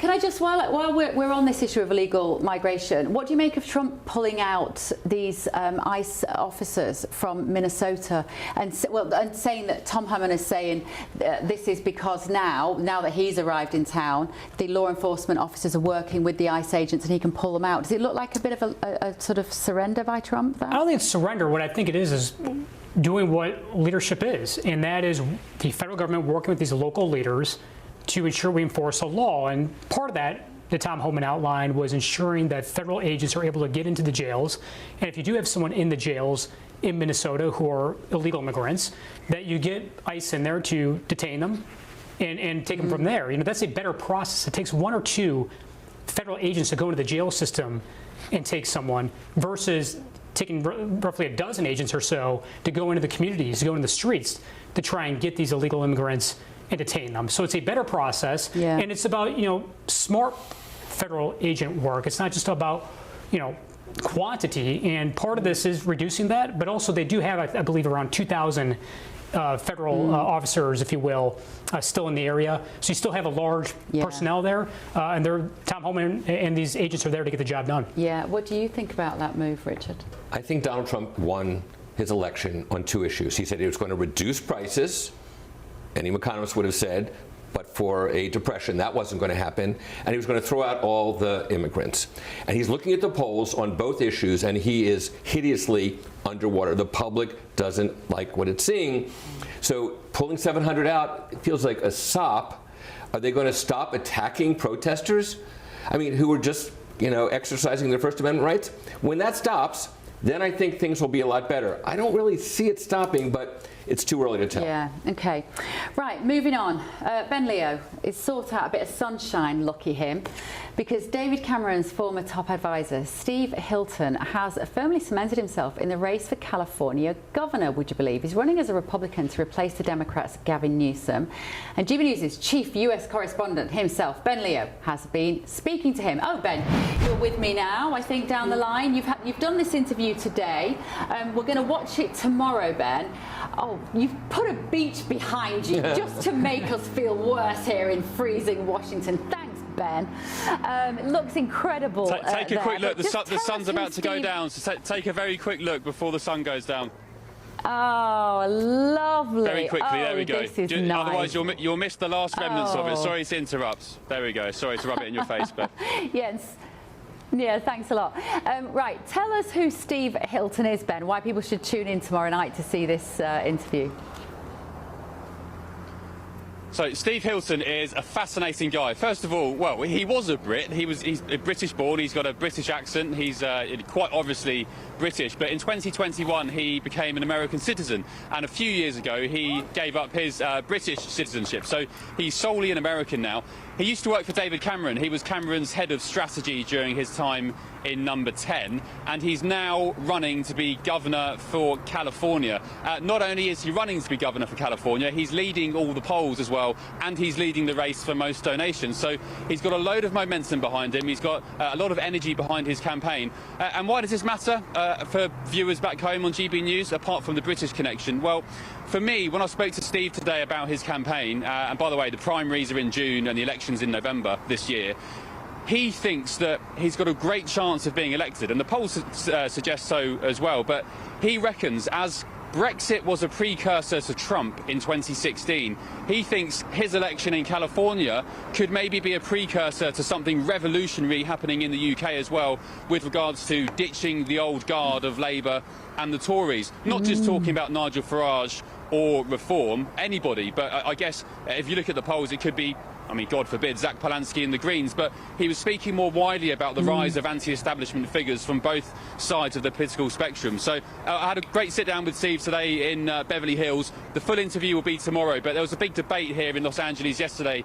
for the governor candidates. Steve was the only Republican on the panel. There was the others were Democrats, and Steve's other Republican rival, a guy called Chad Bianco, who's a sheriff here in Riverside, who Steve calls the Shifty Sheriff as a nickname, he for some reason didn't appear at the debate. So all the cards are in Steve's hands, the ball's in his court. This is a flavour of what happened in the debate last night with Steve. Take a look. So what sets me apart in this race is that I'm not a Democrat. And after 16 years of Democrat one-party rule that have given us the highest poverty, the highest unemployment, the highest cost of living in America, I think it's a very good thing. We don't need another Democrat. We need change. We've got the plans to make it happen. $3 gas, cut your electric bill in half, your first $100,000 tax-free, a home you can afford to buy. And that's how we make our state Cal-affordable. Well, you can tell you're in Los Angeles with that debate because Steve was getting heckled as he was making his speech, so that's no surprise there. But Steve reckons he has a great chance, as I said, of becoming governor of California this year. One question I did ask him was, what do you think about your British accent? It sounds trivial, but I'm not sure if you've seen the Netflix series Ted Lasso, Bev, viewers and listeners, but it's about a NFL football guy, a head coach, American guy who comes to London. He's a bit of a Yankee character. He's out of sorts, and I just wondered whether Steve thought being a former Brit with a British accent would hinder his success. He doesn't think so, because he pointed to the likes of Arnold Schwarzenegger years ago, the last time the Republicans had a governor here. So he's very buoyed by his campaign, and as I said to you yesterday, Bev, we could have a Republican governor in California in November.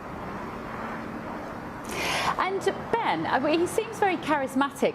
He's not familiar to me. I know the name more than I know his face, you know, what he looks like. I wouldn't have known him if he'd walked in here, to be completely honest. I'm not going to lie. But did you like him? Is he likeable? Because a lot of people from Cameron's government aren't.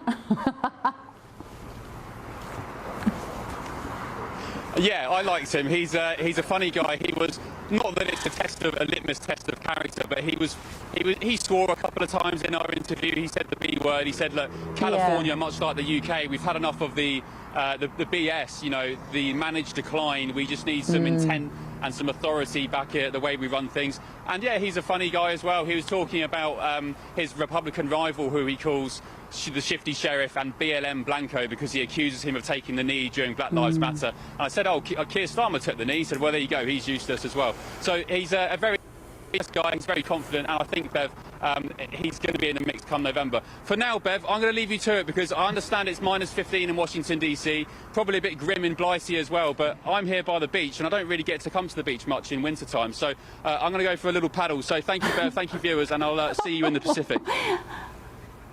Oh, thanks a lot. He's got better things to do. I bet he's going to take his top off, ladies and gentlemen. Ben Leo, I told you, never knowingly will avoid an opportunity to take his top off if the situation allows. There we go. All right, ladies, calm down, calm down. I did not know this was going to happen. Just letting you. Oh, his trousers are coming off as well. If you're listening on the radio, I suggest you turn on your app right now. I think we should stay on this shot. Yeah, let's keep it on. They're in my ear saying, should we stay on this? I think we're definitely going to keep this going. Boys, are we on board with the keeping this going? Deborah? Santa Monica is where he is, actually, and it's one of my favorite places. really hope that he's got his swimming trunks on and not just his underpants right now. If he is, oh look at him taking his mobile phone out of his pocket. Again, he won't willingly not Instagram this moment as well. Anybody that's familiar with Ben Leo, maybe he's going to keep his trousers on. I think he bottled out there. Do you think he bottled out? I don't think, well, obviously he didn't have talkback. He had no idea we were still on him then. He probably had Ben, the cameraman, shouting, right, cut. Oh, okay, anyway, let me know what you think of that. gbnews.com/your say. Let's have a quick look at some of the other main news here in America. President Trump's border czar, Tom Homan, we've just been talking about this, has announced that the administration will withdraw 700 immigration agents from Minnesota. Around 2,000 officers are expected to remain in the state, with the withdrawal being put down to the unprecedented cooperation from local and state officials. Sportswear Nike has been placed under investigation by the American government over claims that the footwear giant discriminated against white employees. Nike says they are committed to fair and lawful employment practices, calling the inquiry a surprising and unusual escalation. Maybe that's the problem. And this is a dramatic moment that a giant mushroom cloud, a fireball, filled the sky. This was in Russia after a fuel train derailed. No casualties, amazingly, have been reported.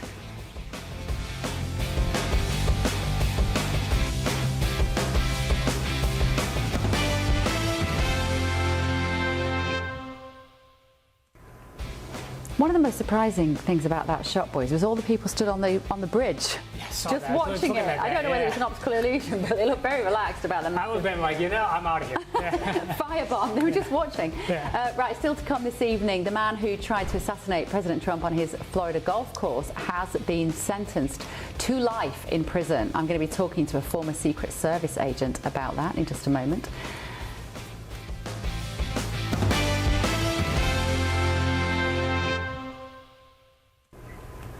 Well, that man, of course, is Ryan Roth, and he was found guilty last year of trying to kill Trump at the international golf course that Trump owns in West Palm Beach. An American Secret Service agent in the area spotted a rifle barrel poking out of the bushes and fired at Roth, who then fled the scene but was later arrested nearby. I think this is the image of him obviously being arrested. With me now is Michael Matranga, a former Secret Service agent who served on the protective detail for President Barack Obama. Very good evening. Thank you, Michael, for joining me. So, with your expert eyes, let's start maybe with what went wrong with this, but then also, crucially, what went right? Should this guy have been able to get that close to the president in the first place?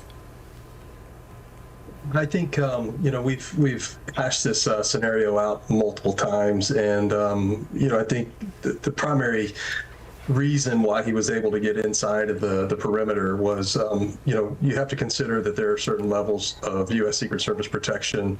A former president, which at the time President Trump was a former president, would not have the same footprint as a sitting president or vice president. So there were some assets and resources that were not being utilized that day, or would have been utilized for the former detail.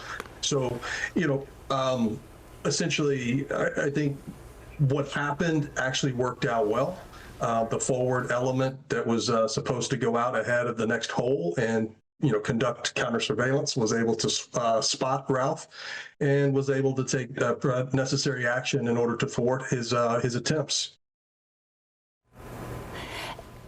Now, Michael, this was, of course, the second assassination attempt on President Trump. Just to remind our viewers, this came after the Boulder assassination attempt, where the bullet actually hit Trump. He wasn't the president at the time, of course. He was campaigning, wasn't he, if I remember rightly? And so wouldn't they have been on higher alert, given there had already been that one attempt on his life? Correct. In July of the same year, this event happened. In September, in July, there was the attempt on the former president in Butler, Pennsylvania, where Matthew Crooks was able to scale upon a roof and take some shots at the former president. There were advancements made to the former president after that assassination attempt. He began to receive other special operations assets like additional counter-assault, counter-sniper teams. Again, he would still not have the same package that a sitting United States president would have. Back in July of that same year, I even said, I think that due to the political rhetoric in the United States, we would probably see a copycat or something similar within a 90-day period, and this is what we ended up with, unfortunately. And as a former Secret Service agent, when you watch that arrest there, do you feel a sort of a sense of relief that the bad guys can be caught even when they're operating at the most potentially serious level of crime? I'm very confident in United States law enforcement and the federal agencies that work together in a swift action to apprehend Mr. Routh. There was a certain level of technology that was involved, eyewitness accounts that gathered information regarding the vehicle that he was driving, the description, the license plate number, and there was, certain technology called Flock that was used to help identify him and his whereabouts and give a location, so that law enforcement could quickly apprehend him. So. At the end of the day, American politics has caused this division, and, we have to be prepared as Americans. We all have to be situationally aware, and there's no place in our society for this level of violence. So I'm not upset at all that he received a life sentence today. Yeah, okay. Thank you, Michael. Fascinating. Michael Matranga, their former Secret Service agent who worked with Barack Obama. Right, moving on to another quick story. This is a study suggesting that transgender women have no advantage over biological women in sport. The research by Sao Paulo University claimed that transgender women had more lean mass, but no observable differences to women in upper or lower body strength or in maximal oxygen consumption. It also found that evidence of gender-affirming hormone therapy on functional performance outcomes remains inconsistent. So joining me now is the Executive Director of Trans Upfront, Asha McMahon. Asha, very good evening. Thank you for joining me. So you must be celebrating at this news because it means that more transgender athletes can steal medals off biological born women. I wouldn't say that anyone is celebrating anything. I think at this point we're getting accurate information, and I think there's a lot of misinformation about trans women or trans people in general. A lot of kids are transitioning younger, that they're not even going through the puberty that is assigned at sex at birth, right? And so they're not even experiencing testosterone in the way that a cis male would. And biology is biology, right? And so as we see these studies, they're continued to be confirmed and peer reviewed. And it shows that, allowing people to participate in the sports that align with their gender identity is no different than, let's look at swimmers who have an elongated torso, or other people who have other natural biological advantages that we aren't seeing as anything but just who they are. I had an athlete on the show last night, Peyton. You may be familiar with her. She's a high school student who was the victim of a sports move by when she was at high school, by a young man who was pretending to be a woman in a sports team, playing opposite her in volleyball. She got hit by him on the court. She got a brain injury. It's changed her life. She's had life-changing injuries. That is indefensible, isn't it? I think that sports injuries in general, look at the amount of TBIs, right? Traumatic brain injuries in football, and those are all cis men. I work with youth, and I see the injuries all the time of cis kids to cis kids, right? Sports are dangerous. Sports cause injuries. We're talking about balls being thrown at people's heads. But you're much more likely to get injured if you're a woman on a sports pitch against a man. I think you're more likely to get injured if a ball is flying at your head. Doesn't matter where it's coming from. I know some really strong cis females who I mean, I have a trans female who's my daughter, and let me tell you, she couldn't throw a ball if she tried. That kid has exactly your zero daughter was, and your athletic daughter was ability. born a boy. My She was daughter born a boy. Your daughter. My daughter was my daughter was assigned male at birth. And you're saying There she's she now is. very good. She's very good at throwing. No, your she's not. daughter decided. No, okay, my but your daughter could not throw a decided ball when if she she tried. was. Okay, but your daughter decided when she was younger, in your view, that she wasn't a boy. And how old was she when she made that decision? So when she was about 4, she would, gravitate more towards feminine items. Really loves the color pink. I mean, all colors are for all kids, right? She would gravitate more towards female characters.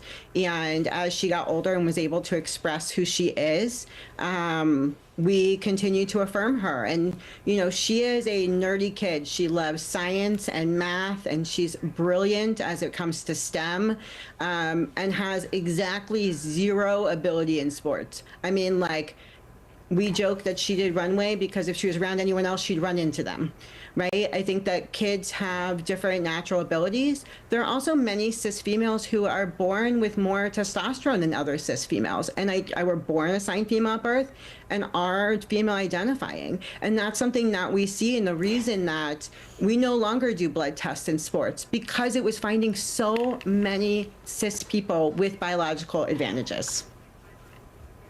Asha, we've had Graeme Linehan in the studio today, that you might be familiar with him.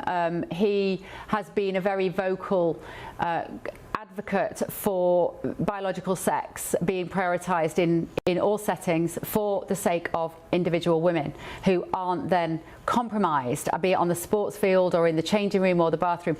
And his life has literally been turned upside down over the last 10 years because of trans activists.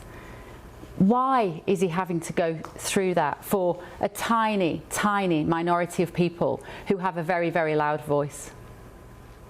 So what you're telling me is that one person who is probably cisgender, heterosexual, is having a hard time when you have an entire demographic of youth who are being told that it would be better if they weren't around.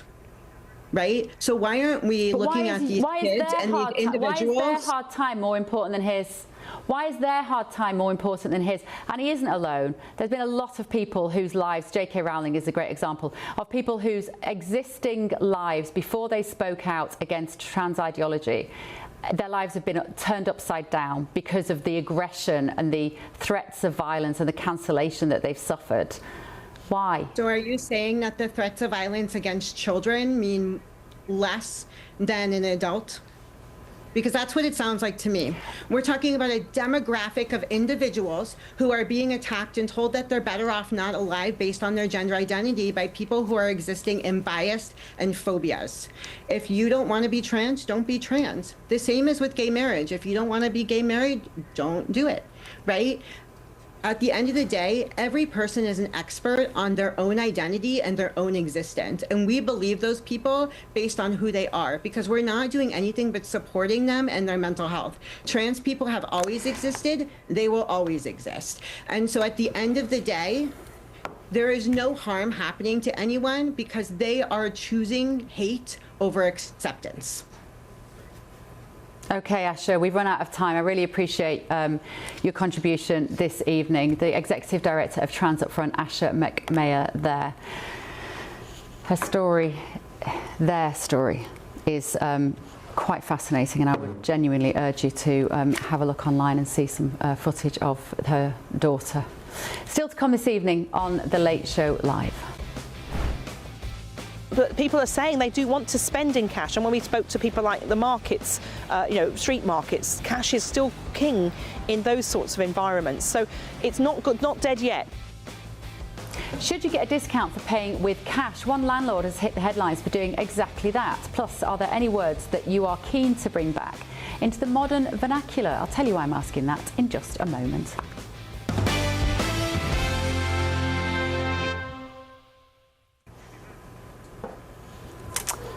I've I've got my panel here with me, still Richard Goodstein, which is just as well, otherwise I'd be on my own with just you at home. Richard Goodstein and Matt Terrell, former Chief of Staff to Marco Rubio. We've got Michelle Donnellan down the line. Right, let's talk about some inside stories, shall we? Now, I've just seen this on the auto cue. This must be from the papers from tomorrow, Evan, am I right? Or today, as it is there in the UK. I haven't seen this. Now, these are words that I use anyway. Apparently, the Brits want to bring them back, and they are flabbergasted, chuffed, and gobsmacked. This is a poll of 2,000 people. They said bamboozled, codswallop and kerfuffle also carry a sense of nostalgia, but are rarely used. I use all of those nearly every day. So let me come to my panel here. Maybe I should start with the Americans. Do you know what flabbergasted, chuffed and gobsmacked mean, Richard? 100%. The middle word, okay, godswallop of the 6 that you just put forward, I will confess, I couldn't pass a quiz if I was asked what that meant. So okay, could you tell me? Codswallop means what a load of codswallop, what a load of rubbish. But I do talk about British politics all the time. It's a word that comes in useful. Right. What a load of baloney, you might say. And kerfuffle. Kerfuffle, I know. That one I know. Godswallop is the one that got me as well. That would trip me up. But the rest of them I'm pretty good with. But, you know, there's words that we have here in the United States I'm sure trip folks up internationally as well. But in the end, I think all these words, you know, were from the past maybe and are making a comeback. We'll see. I used to use the word kerfluffle when they would talk about the Monica Lewinsky kerfluffle, because that's about what I saw it as. Yeah. Not anything that was big scandalous, but it was a kerfluffle to me. Yeah. What about you, Michelle? Bamboozled, codswallop, kerfuffle. You're northern as well. They're quite northern words for me. I use those words still every day. I use them all the time as well, so now I feel a bit of an antique. I'm glad that golly isn't on there, or golly gosh, because I use that all the time as well. Yes. So, yeah, absolutely. I don't know what paper that was from, but I look forward to reading the whole article on that. Now, this pub landlord I've been telling you about, offering discounts on pints for customers paying in cash to combat rising bank charges on card transactions. It's a 53-year-old that said that bank charges on card payments have risen so high that he could hire another member of staff for the same amount that it costs him to use the card. So charges are adding up to roughly £5 for every £50 spent, 10%.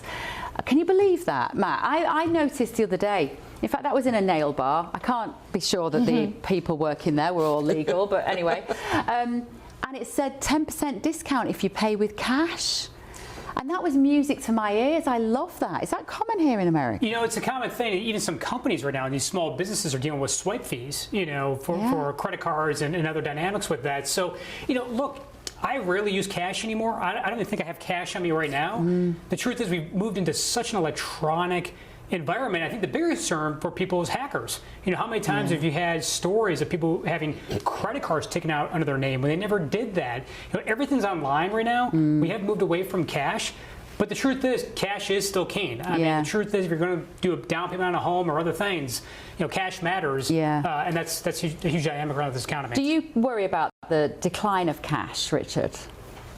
To a certain extent. And the fact of the matter is, I do wonder when people ask for cash, whether there's like a tax dimension to this, right? Yeah. Easier to kind of hide the income. The tax right? dodging, Right. Also, people don't think about it when you see this sign, which you see a lot of places in small businesses, 3.5% fee for using a credit card. If you use a debit card, there is no fee. Yeah.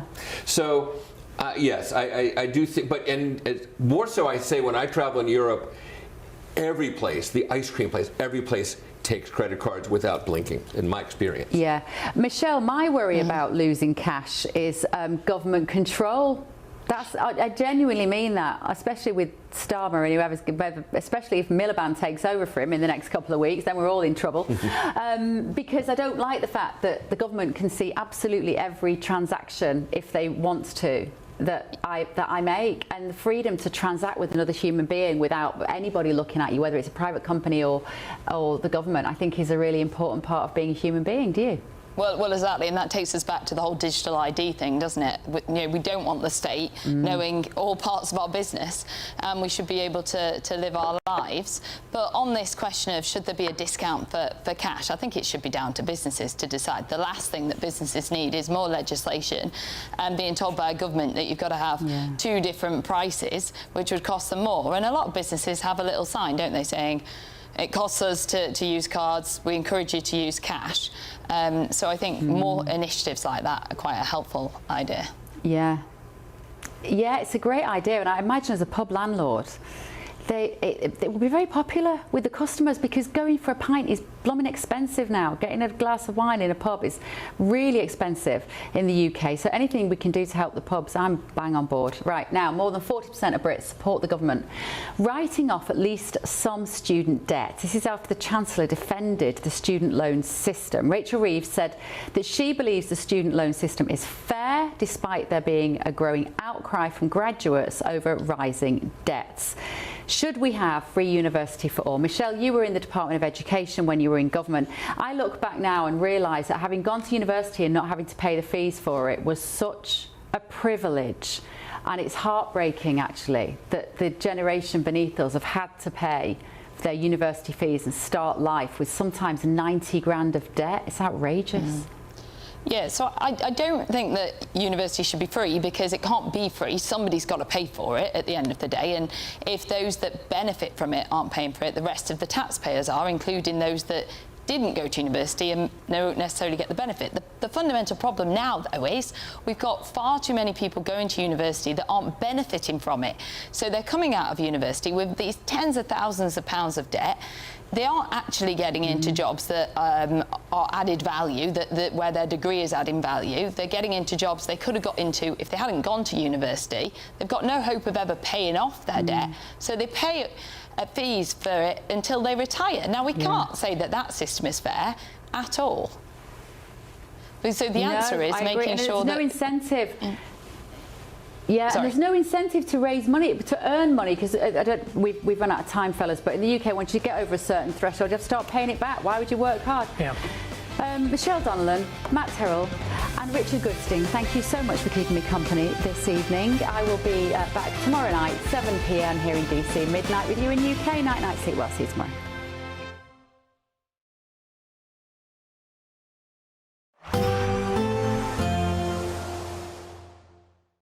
Today, clouds overhead, total zen within. Boxed Solar sponsors the weather on GB News.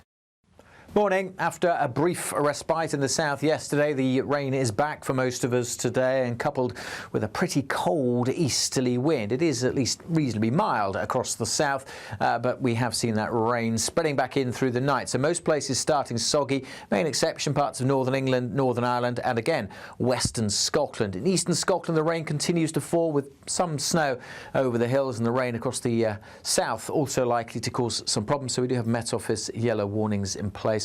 The rain in the south, say nothing particularly heavy, but just because it's been so wet recently. Might reach double figures here.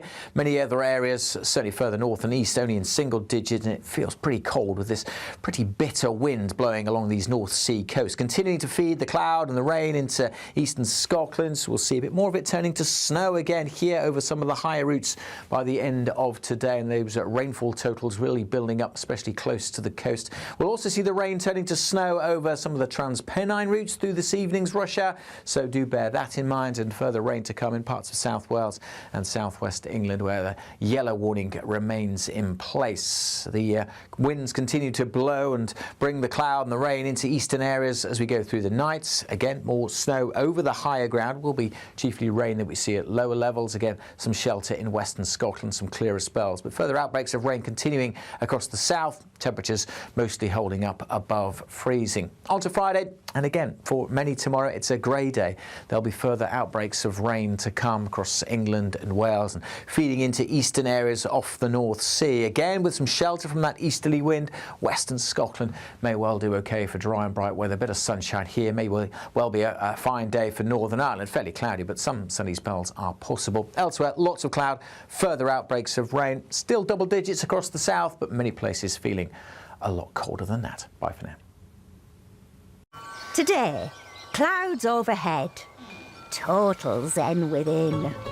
Boxed Solar sponsors the weather on GB News.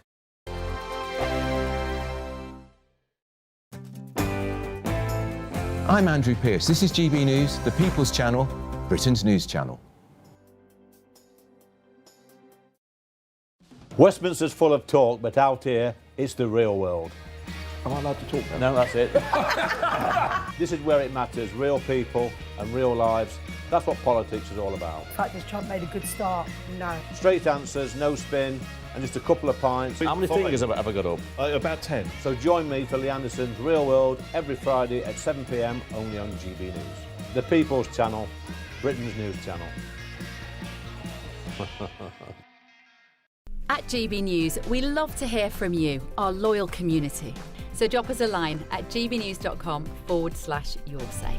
There you can talk to each other and also to the presenters live on air. gbnews.com/yoursay, because GB News is your channel, Britain's news channel.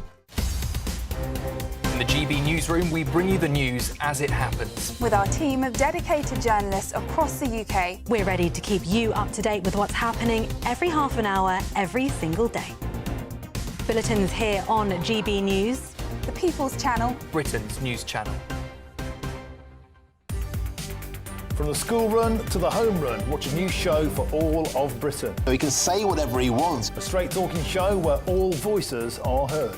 And, you know, when are we going to stop talking about smashing the gangs and actually do it? With the stories that matter from every part of our country. There's a bit of a crash landing there for your Chancellor. Bold, fearless and standing up for you. That's me, Martin Daubney, 3 p.m. till 6 p.m, weekdays, here only on GB News. The People's Channel, Britain's news channel. No matter the state it's in, this is our nation. Join me, Jacob Rees-Mogg, for a genuine, honest discussion on where we have been, where we are going, and where we are with the people who set the direction. Tune in to State of the Nation every Monday to Thursday, 8 to 9 o'clock. Only on GB News. Britain deserves a newsroom that puts the facts and your voice first. Well, and that's what you get on GB News. Lively debates, lively conversation. And we're not afraid to hold power to account.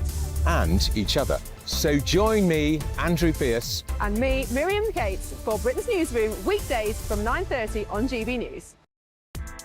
Join me, Nana Akwe, for an informative, interactive news programme with a difference. It's fun. No, he didn't say that, Dave. I'm so surprised. I think there's an element of truth to that. Join me from 3 p.m. every weekend, only on GB News, Britain's news channel. I'm Michael Portillo. This is GB News, the People's Channel, Britain's news channel.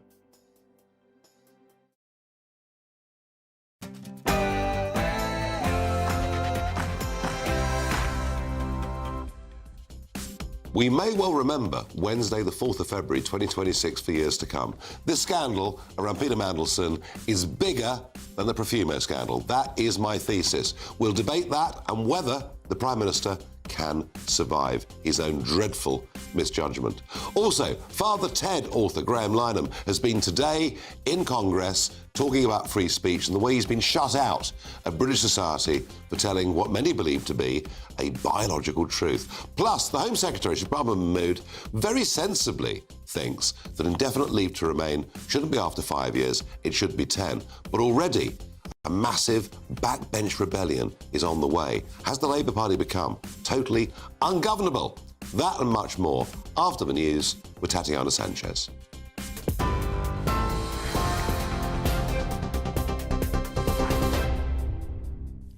Nigel, thank you. The top stories this evening. The Metropolitan Police has told the government that releasing certain documents related to Lord Peter Mandelson's appointment as ambassador to the US would undermine their investigation into the disgraced peer. Sir Keir Starmer admitted he knew about Lord Mandelson's friendship with paedophile financier Jeffrey Epstein when he appointed him to the role, but claimed he lied repeatedly about the extent of the relationship. The Prime Minister agreed to release papers on the appointment as long as they didn't prejudice national security or international relations. Time and time again, Mandelson completely misrepresented the extent of his relationship with Epstein and lied throughout the process, including in response to the due diligence. Conservative leader Kemi Badenoch accused the Prime Minister, though, of trying to sabotage the release.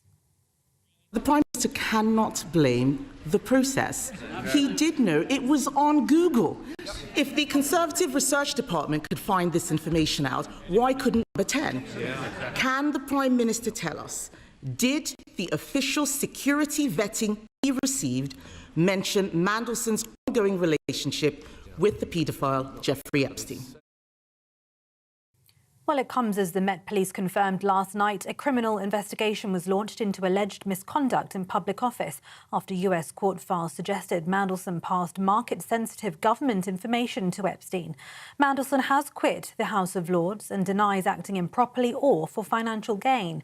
Downing Street has said today that Lord Peter Mandelson presented paedophile Jeffrey Epstein as someone he barely knew prior to his appointment as UK ambassador to the US. Elsewhere, Graeme Linehan has been telling members of the US Congress that Sir Keir Starmer has reduced freedom of speech in Britain at a censorship hearing. The 57-year-old Father Ted co-creator is appearing before allies of Donald Trump, who are investigating online censorship laws. Mr Linehan's congressional testimony follows his detention at Heathrow Airport in September when 5 armed police officers stopped and questioned him. Let's cross now to the House of Commons, where MPs are voting on the release of the Mandelson files.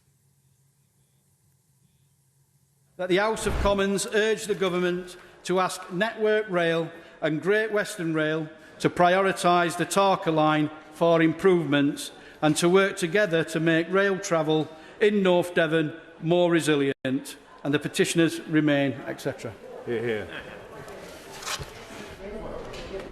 Update on the latest of the Mandelson files in the House of Commons. In just a few moments, MPs have approved the release of documents related to Lord Peter Mandelson's appointment as British ambassador to the United States. And of course, this evening, this comes after the Metropolitan Police told the government that releasing certain documents related to Mr Mandelson would undermine their investigation into the disgraced peer. More on that in the next hour. It's back to Farage. Tune into GB News Radio wherever you are. Online, on DAB digital radio, on TuneIn, on Radio Player, on Nation Player and on your smart speaker. Just say, play GB News.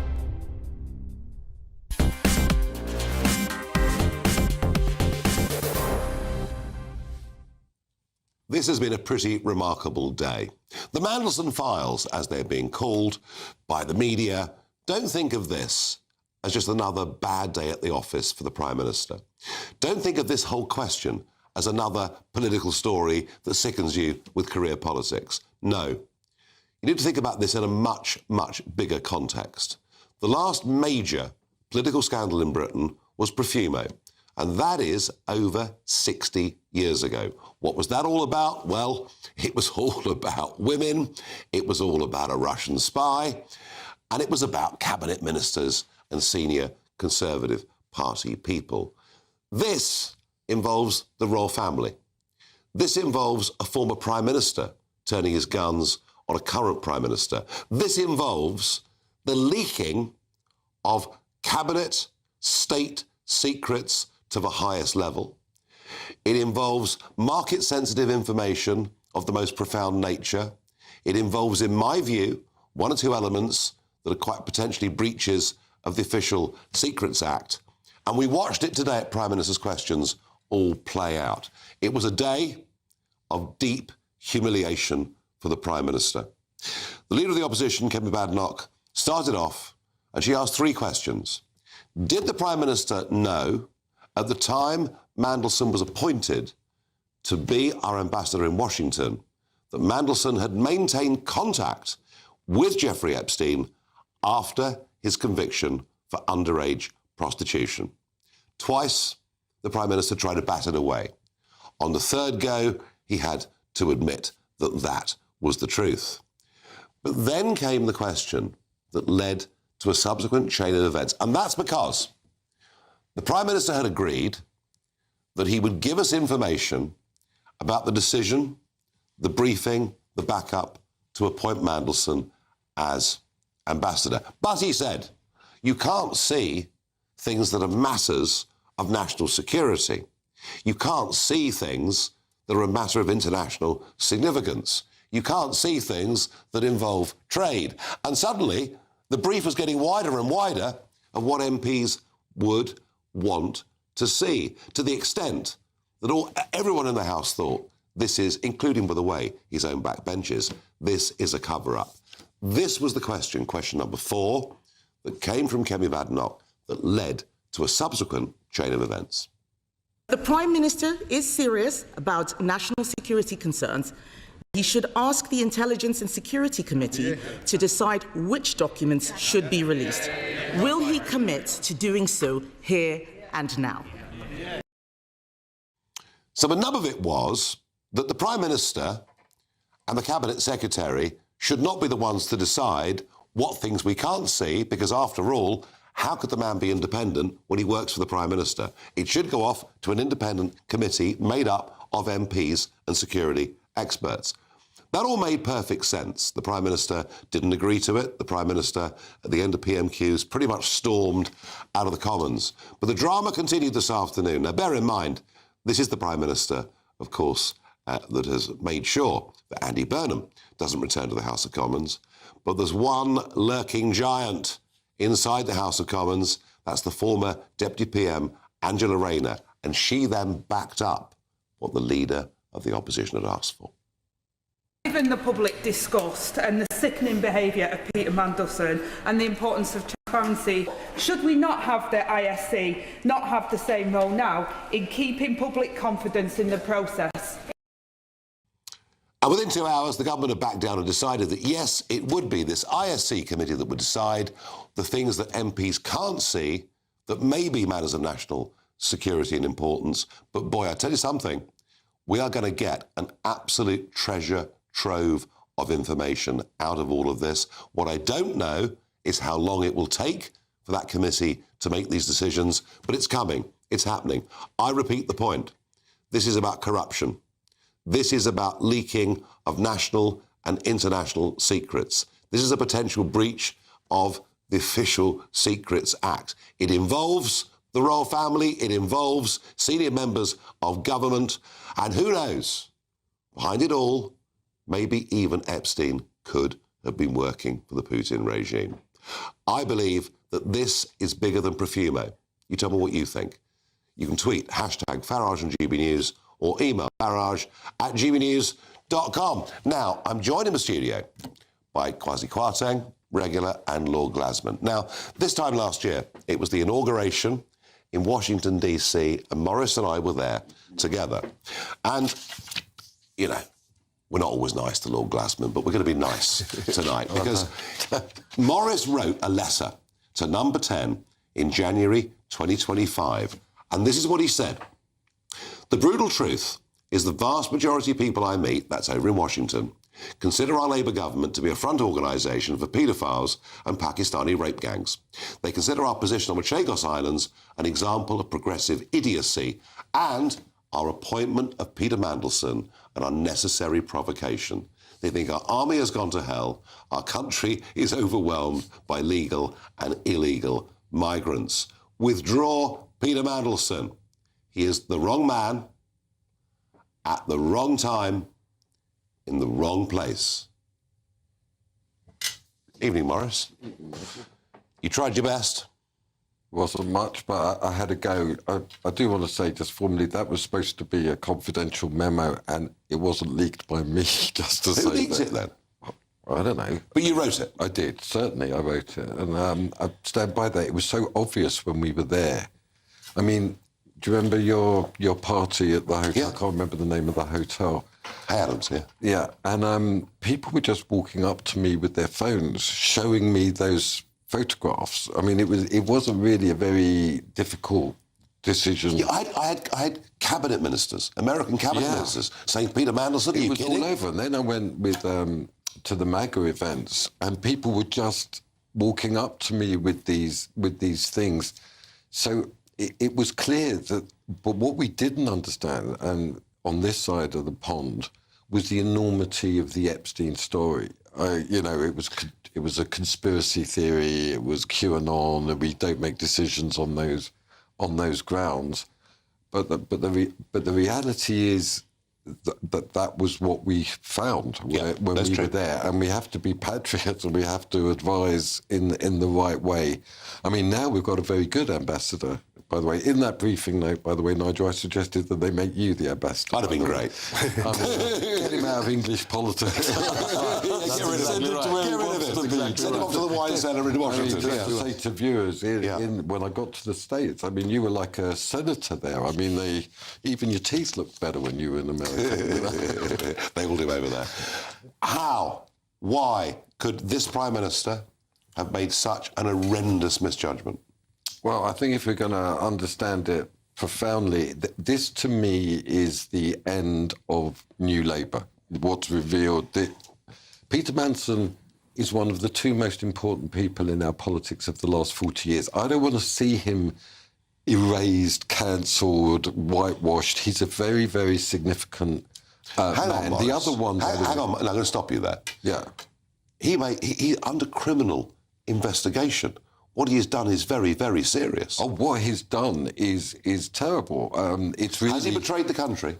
Yes, he has. He has leaked government secrets. He is putting pressure. He put pressure on government ministers on behalf of foreigners. I mean, he did all that.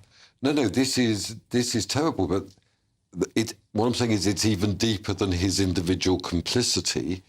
And this is true, I think, of your party too, and Nigel, I have worries about yours, is this uncritical attitude to rich people. You know, it's the job of government to be close to rich and powerful people. No, but he went to a totally different level. I mean, yes, people solicit rich and to lobby on their behalf. Am I wrong, Maurice, when I say this is potentially, and I think already, bigger than the Profumo scandal? Well, it's way bigger than Profumo. Profumo was actually really about sex. In this particular case, this is about money and power and secret lobbying. With a bit of sex mixed in. Well, the sex... The sex and underage and goodness knows all of that is disgusting. And we have that going on with the grooming gangs, and we have that going on at the top. This is sinful, awful, disgusting behaviour. This is, but what I'm saying is, this is also about globalisation, about rich people exerting pressure on the government. So do you remember? I say to people, do you remember the financial crash, Nigel? Do you remember those days? Quite. Right? And so it turned out that the banks were lying and exaggerating and cheating about their accounts. There was a huge popular reaction. I think that is a powerful point. There was a huge popular reaction. Do have and big what's interesting is that Mandelson was lobbying for the bankers. This is what he was doing. Kwasi, you were there through Partygate, all of that, the fall of Boris, the mood on the Labour backbenches today. I mean, they sat there. Some of them sat there with their eyes closed. It's embarrassing for Labour. I mean, look, I'm one of the few people. How do you? And you're a great historian. Thank you. Well, you're an historian. Yeah. Where do you place this in terms of enormity? I'm not sure people at home get how big this is. It's very, very serious. So, I mean, I'm one of the few people actually who I did Mandelson's job. I did a version of his job as business secretary, and the idea that you receive number 10 briefings that have been sent to the Prime Minister, and then you forward them to a mate who happens to be a convicted paedophile and happens to be involved in finance, so he can benefit from the insider information. That's completely outrageous. The other thing that happened today, which people won't pick up on, but I thought it was very significant, was Mandelson was just chucked out of the Privy Council. Now, everyone who's in the Cabinet is a member of the Privy Council, and you swear an oath... Which is the King's private council in the old-fashioned sense of the word. If we want to talk about history, it goes back to Henry VIII and all of that. Even Thomas Cromwell was not. No, they never are. He was executed. They never are. I mean, Henry VIII executed people, but they weren't. No, but they weren't. That's right. So what you do? There's a ceremony in Buckingham Palace, and you swear an oath. He would have sworn an oath to Elizabeth II, and it's the clues in the word privy. It's private. Yeah. Yeah. It's all about Yeah, secrecy. yeah. It's all about keeping confidential information. Yeah. And on that basis, the cabinet sits and can't leave. Well, it's extraordinary. We're going to carry on with this after the break. I'm going to ask the question, can the Prime Minister survive this? And if so, for how long? Because my feeling is that Morgan McSweeney will take the rap for all of this, and that'll be the beginning of the end. But we'll discuss that after the break. However, I have to read this to you. Lord Mandelson has previously denied criminal wrongdoing relating to Epstein and has said he relied on the assurances of his innocence that turned out later to be horrendously false. So there you are. In a minute, we discuss the future of a very, very weakened Prime Minister.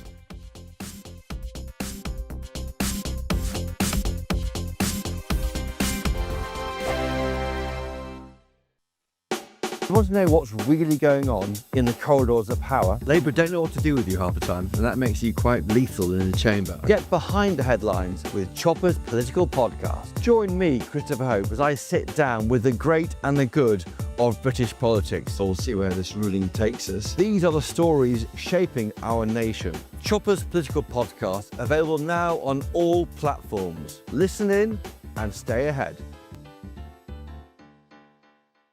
At GB News, we love to hear from you, our loyal community. So drop us a line at gbnews.com/yoursay. There you can talk to each other and also to the presenters live on air. gbnews.com/yoursay, because GB News is your channel, Britain's news channel. Mornings don't have to be tiresome, especially if you have the right company. Wake up to news as it happens, opinion and debate, and of course, a little bit of entertainment too. Because when the kettle's on, we're on. That's Breakfast on GB News, a show worth waking up for. Every morning from 6 a.m. Only on the People's Channel, Britain's news channel. We'll spread the news, you spread the word. From the school run to the home run, watch a new show for all of Britain. He can say whatever he wants. A straight-talking show where all voices are heard. And, you know, when are we going to stop talking about smashing the gangs and actually do it? With the stories that matter from every part of our country. There's a bit of a crash landing there for your Chancellor. Bold, fearless and standing up for you. That's me, Martin Daubney, 3 p.m. till 6 p.m, weekdays, here only on GB News. The People's Channel, Britain's news channel. Hi, I'm Michelle Dewberry, and my show is your opportunity to cut through all the noise and dive in headfirst to some robust debates. Ideas clash. Situation, isn't it? No, because the failure is you're deliberately avoiding my point. Nothing's held back. And if you think this is the end of it, wait for more. And we do not shy away from the difficult stuff. Sometimes I want to shake people and say, if only you understood. So join me on Jubes & Co weeknights at 6 p.m, only on GB News, Britain's news channel. 5 hosts, 5 opinions, 5 fearless debates, 5 unfiltered takes on the day's news. 5 reasons not to be anywhere else on Saturday night. This is the Saturday 5. You got me good there. Britain's biggest Saturday night TV show. It's not a bad brand. Yeah. Uncensored. Very, very, very easy tonight on the unpredictable. What did she say? Can you translate it for us? And always entertaining. And how can a country go from being led by William Wallace Saturday nights from 6 p.m, only on GB News. The People's Channel. Britain's news channel. You're going to want to stay tuned, trust me. I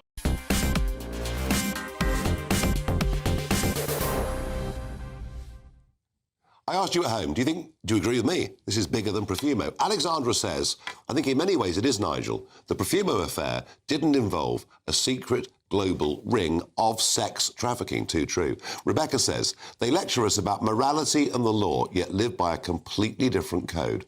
No wonder trust in politics is on the floor. And William says, I suppose it could be worse. At least Mandelson had his pants on. It's supposed to be a serious debate, but I get the picture.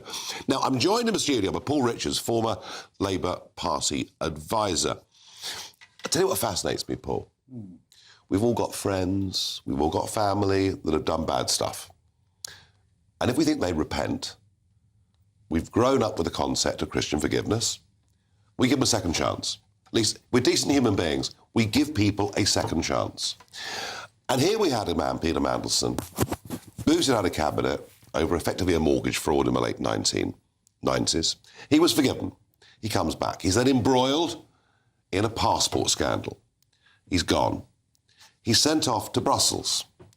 He embroils himself with a man called Deripaska, one of the biggest aluminium producers in the world. He spends time on his luxury yacht with him. Deripaska, a very seriously bad person and favourite of Putin's. He changes the rules on tariffs. Deripaska makes 200 million. He gets called back from Brussels because it's all too blooming awkward. He then again gets put in the cabinet and effectively is the deputy to the Prime Minister. And all of this stuff, Epstein breaks. We all see the pictures. We all see the closeness, PT, all the terms. And again, he's forgiven by the Labour Party and made ambassador to Washington against the advice of Labour insiders like Morris and many, many others. What is it about this man that the Labour Party just can't see the truth? I think there's a sort of character type that Peter Mandelson demonstrates, which is that he's sort of brilliant at politics and he attracts people in politics because of his